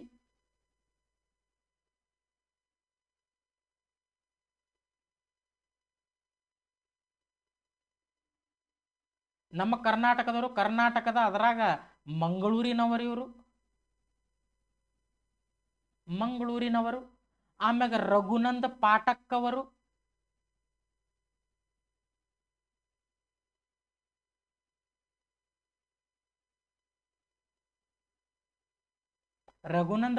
ಅವರು, ಆಮ್ಯಾಗ ನಾಗೇಂದ್ರ ಸಿಂಗ್ ಅವರು,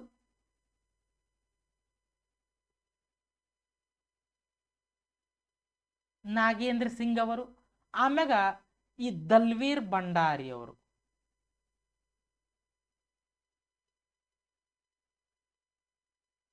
ಈ 4 ಜನ ಭಾರತೀಯರು ಈ ಇಂಟರ್ನ್ಯಾಷನಲ್ ಕೋರ್ಟ್ ಆಫ್ ಜಸ್ಟಿಸ್ ನಲ್ಲಿ ಕೆಲಸ ಮಾಡ್ಯಾರ ಅನ್ನುವಂಥದ್ದು ಗೊತ್ತಿರಲಿ ನಿಮಗೆ. ಇಲ್ಲಿ ಏನೇನು ನೆನ್ಪಿಡ್ಬೇಕು ನೋಡ್ರಿ ಒಂದ್ಸರಿ. ಈ ಅಂತಾರಾಷ್ಟ್ರೀಯ ನ್ಯಾಯಾಲಯದ ಕೇಂದ್ರ ಕಚೇರಿಯಲ್ಲಿ ಬರ್ತದೆ, ಈ ನೆದರ್ಲ್ಯಾಂಡಿನ ಹೇಗ್ ನಲ್ಲಿ ಕಂಡು ಬರ್ತದೆ. ಇದರಲ್ಲಿ ಒಟ್ಟು ಎಷ್ಟು ನ್ಯಾಯಾಧೀಶರು ಇರ್ತಾರೆ? 15 ಮಂದಿ ನ್ಯಾಯಾಧೀಶರು ಇರ್ತಾರೆ. ಈ ನ್ಯಾಯಾಧೀಶರುಗಳ ಅಧಿಕಾರಾವಧಿ ಎಷ್ಟು? 9 ವರ್ಷಗಳಾಗಿರ್ತದೆ. ಈ ಅಂತಾರಾಷ್ಟ್ರೀಯ ನ್ಯಾಯಾಲಯದ ಅಧ್ಯಕ್ಷರ ಅಧಿಕಾರಾವಧಿ ಎಷ್ಟು? 3 ವರ್ಷಗಳಾಗಿರ್ತದೆ. ಇದು ಏನು ಮಾಡ್ತದೆ? ಈ ನದಿ ನೀರಿಗೆ ಸಂಬಂಧಿಸಿದ ವಿವಾದಗಳನ್ನು ಬಗೆಹರಿಸುವುದು ಇದರ ಮುಖ್ಯ ಉದ್ದೇಶ ಆಗ್ಯದ. ಪ್ರಸ್ತುತ ಈ ಅಂತಾರಾಷ್ಟ್ರೀಯ ನ್ಯಾಯಾಲಯದ ಅಧ್ಯಕ್ಷರಾಗಿದ್ದಾರೆ ನ್ಯಾಯಮೂರ್ತಿ ಯುಜಿ ಇವಾಸಾವಾದವರು, ಜಪಾನ್ ದೇಶದವರು. ಈ ಅಂತಾರಾಷ್ಟ್ರೀಯ ನ್ಯಾಯಾಲಯದ ನ್ಯಾಯಾಧೀಶರಾಗಿ ಕೆಲಸ ಮಾಡಿದ ಭಾರತೀಯರು ಯಾರ್ಯಾರು ಸರ್ ಅಂತಂದ್ರೆ ಬೆನಗಲ್ ರಾಮರಾವ್, ರಘುನಂದ್ ಪಾಠಕ್, ನಾಗೇಂದ್ರ ಸಿಂಗ್, ದಲ್ವೀರ್ ಭಂಡಾರಿ ಅಂತ ನೋಡ್ತೀವಿ. ಸ್ವಲ್ಪ ಇಲ್ಲೊಂದು ನೋಡ್ರಿ, ಈ ನದಿ ನೀರಿನ ವಿವಾದ ಅಂತ ಹೇಳಿದೆ. ಈ ನದಿ ನೀರಿನ ವಿವಾದಕ್ಕೆ ಪ್ರಸ್ತುತ ಯಾವ ಒಪ್ಪಂದ ಬಳಸಲ್ಕತ್ತದ ಸರ್ ಅಂತಂದ್ರೆ ಇದೊಂದು ಒಪ್ಪಂದ ಇದೆ ನೋಡ್ರಿ, ನೆನಪಿಡ್ರಿ, ರೆಜಿವಿಕಾ ಒಪ್ಪಂದ ಅಂತ ನೆನಪಿಡ್ರಿ. ಈ ಒಪ್ಪಂದದ ಅನ್ವಯ ನದಿ ನೀರಿನ ವಿವಾದವನ್ನು ಬಗೆಹರಿಸ್ತಾರೆ ನೋಡ್ರಿ.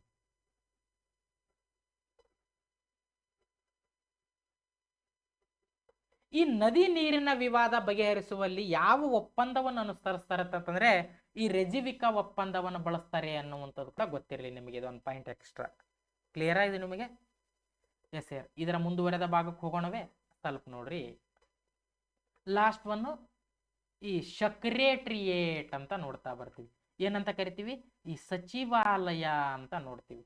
ಈ ಸಚಿವಾಲಯದ ಕೇಂದ್ರ ಕಚೇರಿ ಎಲ್ಲಿದೆ ಸರ್ ಅಂತಂದ್ರೆ ಅಮೆರಿಕಾದ ನ್ಯೂಯಾರ್ಕ್ ನಲ್ಲಿದೆ. ಅಮೆರಿಕಾದ ನ್ಯೂಯಾರ್ಕ್ ನಲ್ಲಿದೆ.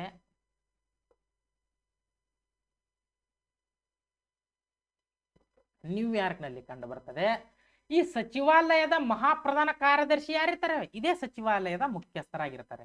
ಅಂದ್ರೆ ಈ ವಿಶ್ವಸಂಸ್ಥೆಯ ಮುಖ್ಯಸ್ಥರಾಗಿರ್ತಾರೆ. ಸಚಿವಾಲಯದ ಮುಖ್ಯಸ್ಥರು.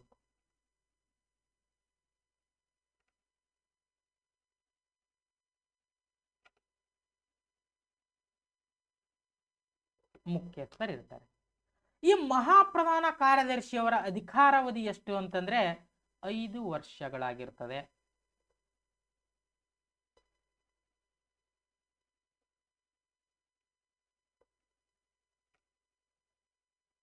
ಐದು ವರ್ಷಗಳ ಕಾಲ ಅಧಿಕಾರಾವಧಿಯನ್ನು ಹೊಂದಿರುತ್ತದೆ. ಪ್ರಸ್ತುತ ಈ ಸೆಕ್ರೆಟರಿಯೇಟ್ ಅಥವಾ ಈ ವಿಶ್ವಸಂಸ್ಥೆಯ ಮಹಾಪ್ರಧಾನ ಕಾರ್ಯದರ್ಶಿ ಯಾರಿರ್ತಾರೆ? ವಿಶ್ವಸಂಸ್ಥೆಯ ಮಹಾಪ್ರಧಾನ ಕಾರ್ಯದರ್ಶಿನೇ ಈ ಸಚಿವಾಲಯದ ಮುಖ್ಯಸ್ಥರಾಗಿರ್ತಾರೆ. ಯಾರಾದ್ರ ಪ್ರಸ್ತುತ? Antonio Guterres.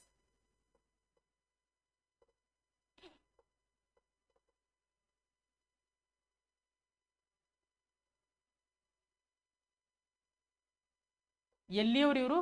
ಪೋರ್ಚುಗಲ್ ದೇಶದವರು.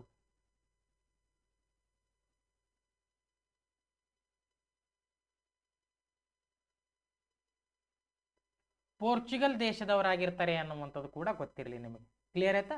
ಸಚಿವಾಲಯ ಸೆಕ್ರೆಟರಿಯೇಟ್ ಇಲ್ಲಿ ಏನೇನು ನೆನ್ಪಿಡ್ಬೇಕು ನೋಡ್ರಿ. ಸಚಿವಾಲಯದಲ್ಲಿ ಇದರ ಕೇಂದ್ರ ಕಚೇರಿ ಅಮೆರಿಕದ ನ್ಯೂಯಾರ್ಕ್ ನಲ್ಲಿ ಕಂಡು ಬರ್ತದೆ. ಈ ಸಚಿವಾಲಯದ ಮಹಾಪ್ರಧಾನ ಕಾರ್ಯದರ್ಶಿ ಯಾರು? ಸಚಿವಾಲಯದ ಮುಖ್ಯಸ್ಥರು, ಅಂದ್ರೆ ವಿಶ್ವಸಂಸ್ಥೆ ಮುಖ್ಯಸ್ಥರಿರ್ತಾರೆ. ಈ ಮಹಾಪ್ರಧಾನ ಕಾರ್ಯದರ್ಶಿಯವರ ಅಧಿಕಾರಾವಧಿ, ಈ ಸಚಿವಾಲಯದ ಮುಖ್ಯಸ್ಥರ ಅಧಿಕಾರಾವಧಿ ಎಷ್ಟು? 5 ವರ್ಷಗಳಾಗಿರ್ತದೆ. ಪ್ರಸ್ತುತ ಈ ಸಚಿವಾಲಯದ ಮುಖ್ಯಸ್ಥರು ಯಾರು? ಆಂಟೋನಿಯೋ ಗುಟೆರಸ್, ಅಂದ್ರೆ ವಿಶ್ವಸಂಸ್ಥೆ ಮುಖ್ಯಸ್ಥರು ಎಂದರ್ಥ. ಇವರು ಎಲ್ಲಿಯವರು? ಪೋರ್ಚುಗಲ್ ದೇಶಕ್ಕೆ ಸೇರಿದವರಾಗಿದ್ದಾರೆ ಎನ್ನುವಂಥದ್ದು ಕೂಡ ಗೊತ್ತಿರಲಿ ನಿಮಗೆ. ಆಮ್ಯಾಗ ಇಲ್ಲಿಯವರೆಗೂ ಸ್ವಲ್ಪ ನೋಡ್ರಿ, ಈ ವಿಶ್ವಸಂಸ್ಥೆಯ ಪ್ರಧಾನ ಕಾರ್ಯದರ್ಶಿಗಳು ಒಂದೊಂದು ಎಕ್ಸಾಮ್ಗಳಲ್ಲಿ ಲಾಸ್ಟ್ ಟೈಮ್ KS ಅಲ್ಲಿ ಎಲ್ಲೋ ನೋಡಿದೀನಿ, ಅನುಕ್ರಮವಾಗಿ ಬರೆಯಿರಿ ಅಂತ ಕೇಳ್ತಾನೆ ಅಧ್ಯಕ್ಷರನ್ನು. ಇಲ್ಲಿಯವರೆಗೂ ಒಟ್ಟು 9 ಜನ ಪ್ರಧಾನ ಕಾರ್ಯದರ್ಶಿಗಳಾಗಿದ್ದಾರೆ ನೋಡ್ರಿ. ಅಪ್ ಟು ವಿಶ್ವಸಂಸ್ಥೆ ಸ್ಥಾಪನೆಯಾದಾಗ ಹಿಡಿದು ಇಲ್ಲಿಯವರೆಗೂ ಎಷ್ಟು ಜನ? 9 ಜನ ಪ್ರಧಾನ ಕಾರ್ಯದರ್ಶಿಗಳಾಗಿದ್ದಾರೆ. ಯಾರ್ಯಾರು ಸರ್ ಅಂತಂದ್ರೆ ಈ ಜಾನ್ ಟ್ರಿಗ್ವೇಲಿ, ನಾರ್ವೆ ದೇಶದವರು, ಪ್ರಥಮ ವಿಶ್ವಸಂಸ್ಥೆಯ ಪ್ರಥಮ ಕಾರ್ಯದರ್ಶಿ ನಾರ್ವೆ ದೇಶದವರು ಅಂತ ಅಲ್ಲಿ ಹೇಳಿದ್ದೀನಿ. ಆಮೇಲೆ ಎರಡನೇದವ್ರು ಯಾರು ಸರ್ ಅಂತಂದ್ರೆ ಡಾಗ್ ಹ್ಯಾಮರ್ ಶಿಲ್ಡ್ ಅಂತ ಸ್ವೀಡನ್ ದೇಶದವ್ರು ಇರ್ತಾರೆ. ಮೂರನೇದವ್ರು ಯಾರು ಸರ್ ಅಂತಂದ್ರೆ ಯೂಥಾಂಟ್, ಪ್ರಥಮ ಏಷ್ಯಾದ ವ್ಯಕ್ತಿ, ಬರ್ಮಾ ಇಂದಿನ ಮಯನ್ಮಾರ್ ಅಂತ ಹೇಳಿದ್ದೆ ನಾನು ನಿಮ್ಗೆ ಅಲ್ಲೇ. ನಾಲ್ಕನೇದವ್ರು ಯಾರು ಸರ್ ಅಂತಂದ್ರೆ ಕರ್ಟ್ ವಾಲ್ಡ್ ಹೇಮ್ ಅಂತ ಆಸ್ಟ್ರಿಯಾ ದೇಶದವ್ರು ಆಗ್ತಾರೆ. ಐದನೇದವರು ಜೀವಿಯರ್ ಫೆರೂಜ್ ಡೇ ಪೇರು ದೇಶದವರಾಗಿರ್ತಾರೆ. ಆರನೇ ಅವರು ಬೌತ್ರೋಫ್ ಗಾಲಿ ಈಜಿಪ್ಟ್ ದೇಶದವರು 92ರಿಂದ 96ರವರೆಗೂ ಇರ್ತಾರೆ. ಆಮ್ಯಾಗ ಕೋಪಿ ಎ ಅನ್ನಾನ್, ಇಲ್ಲಿಂದ ಕಂಪಲ್ಸರಿ ನೆನಪಿಡ್ರಿ, ಕೋಪಿ ಎ ಅನ್ನಾನ್ ರವರು ಗಾನಾ ದೇಶದವರು ಇರ್ತಾರೆ. ಆಮ್ಯಾಗ ಬಾನ್ಕಿ ಮೂನ್ ರವರು ದಕ್ಷಿಣ ಕೊರಿಯಾದವರಾಗಿರ್ತಾರೆ. ಆಮ್ಯಾಗ ಈಗ ರೀಸೆಂಟ್ಲಿ ಆಂಟೋನಿಯೋ ಗುಟೇರಸ್ ರವರು 2ನೇ ಬಾರಿ ಅಧಿಕಾರವನ್ನು ಮುಂದುವರಿಸ್ಯಾರ. ಇವರು ಪೋರ್ಚುಗಲ್ ದೇಶದವರಾಗಿರ್ತಾರೆ. 2017ರಿಂದ ಪ್ರಸ್ತುತ ಅಧಿಕಾರಾವಧಿ ಯಾರ್ದು ಈ ಆಂಟೋನಿಯೋ ಗುಟೇರಸ್ ರವರದಿದೆ ಅಂತನ್ನುವಂಥದ್ದು ನೀಟಾಗಿ ಗೊತ್ತಿರಲಿ ನಿಮಗೆ. ಕ್ಲಿಯರ್ ಆಗಿದೆ ನಿಮಗೆ? ಪ್ರಥಮ ಜಾನ್ ಟ್ರಿಗ್ವೇಲಿ, ಪ್ರಥಮ ಏಷ್ಯಾದ ವ್ಯಕ್ತಿ ಅಂತ ಏನಾದರೂ ಮೆನ್ಷನ್ ಮಾಡೋದನ್ನಂತಂದ್ರೆ ಈ ಯೂಥಾಂಟ್ ಪ್ರಥಮ ಏಷ್ಯಾದ ವ್ಯಕ್ತಿ, ಇಂದಿನ ಬರ್ಮಾ ದೇಶದವರು ಅಂತ ಗೊತ್ತಿರಲಿ. ಪ್ರಸ್ತುತ ಪ್ರಧಾನ ಕಾರ್ಯದರ್ಶಿ ಯಾರು ಅಂತ ಏನಾದರೂ ಕೇಳಿದ್ರೆ ಆಂಟೋನಿಯೋ ಗುಟೆರಸ್. 2ನೇ ಬಾರಿ 2017ರಲ್ಲಿ ಆಯ್ಕೆಯಾಗಿರ್ತಾರೆ. 2017ರಿಂದ 2022ರವರೆಗೂ ಅಧಿಕಾರಾವಧಿಯನ್ನು ಹೊಂದಿರ್ತಾರೆ. ಮತ್ತೆ 22ರಲ್ಲಿ ಮರು ನೇಮಕ, ಮುಂದೆ 27ರವರೆಗೂ ಅಧಿಕಾರಾವಧಿಯನ್ನು ಹೊಂದಿದ್ದಾರೆ. ಇವ್ರು ಎಲ್ಲಿಯವರು? ಈ ಪೋರ್ಚುಗಲ್ ದೇಶದವರು ಅಂತ ನೋಡ್ತೀವಿ ನಾವು. ಕ್ಲಿಯರ್ ಆಯ್ತು ನಿಮಗೆ?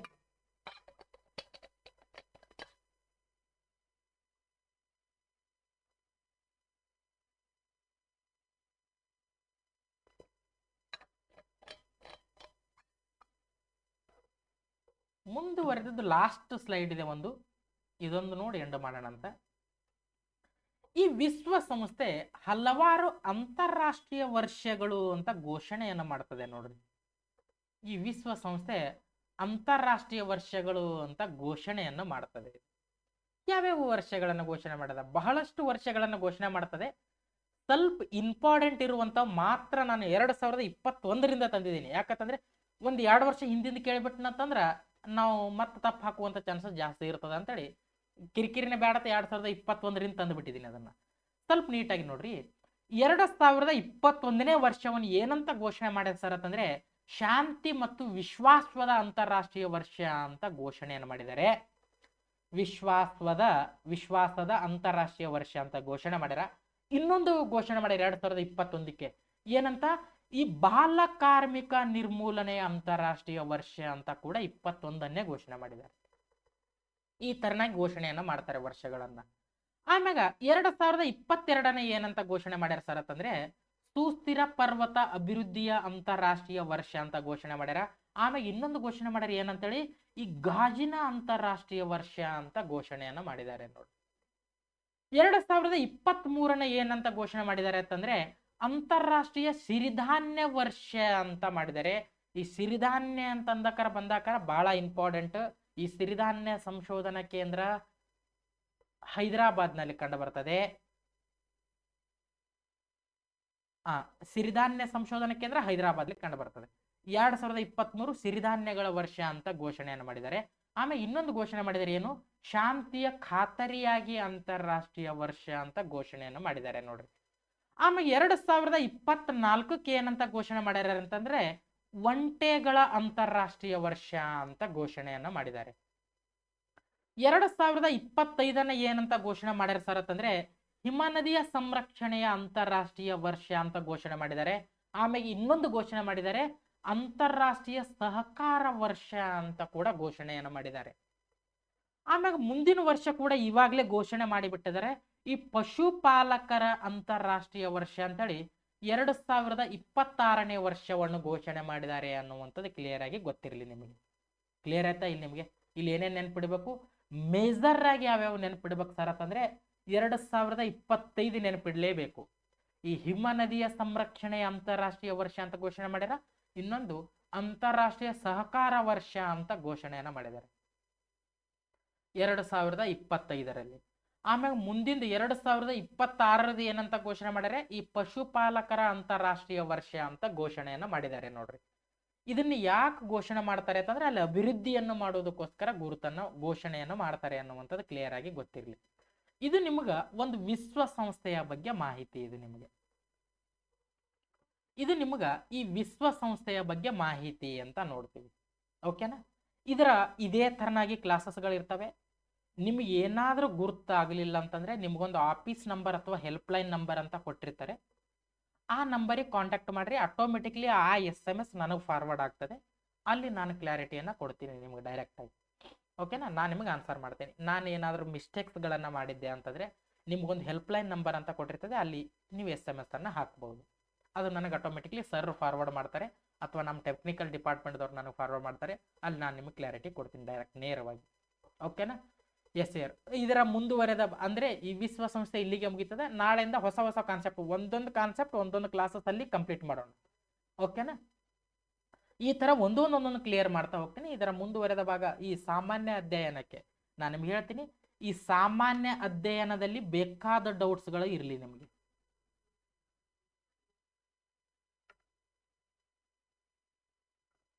ಸಾಮಾನ್ಯ ಅಧ್ಯಯನ ಅಂತ ನೋಡ್ತೀವಿ. ಇಂಗ್ಲೀಷಲ್ಲಿ ಇದಕ್ಕೆ ಈ ಜನರಲ್ ನಾಲೆಜ್ ಅಂತ ಕರಿತೀವಿ ನಾವು. ಇದರಲ್ಲಿ ನಿಮ್ಗೆ ಏನಾದರೂ ಡೌಟ್ಸ್ಗಳಿದ್ರೆ ನನ್ನ ಕ್ಲಾಸಸ್ಗಳು ಮುಗಿದ ಮ್ಯಾಗೂ ಕೂಡ ನೀವು ನಮ್ಮ ಆಫೀಸ್ ನಂಬರಿಂದ ಕಾಂಟ್ಯಾಕ್ಟ್ ಮಾಡ್ಬೋದು ನನ್ನ. ಓಕೆನಾ? ನನ್ನ ಹೆಸರು ಪ್ರಕಾಶ್ ಮಣೂರ್ ಅಂತ ಹೇಳಿದ್ರೆ ನಿಮ್ಗೆ 100% ಆ SMS ನನಗೆ ಫಾರ್ವರ್ಡ್ ಆಗಿರ್ತದೆ. ಓಕೆನಾ? ಇಲ್ಲಿಗೆ ಈ ಕ್ಲಾಸನ್ನು ಮುಕ್ತಾಯ ಮಾಡೋಣ. ಎಲ್ಲರೂ ಕೂಡ ಧನ್ಯವಾದಗಳು. ಶುಭ ದಿನ.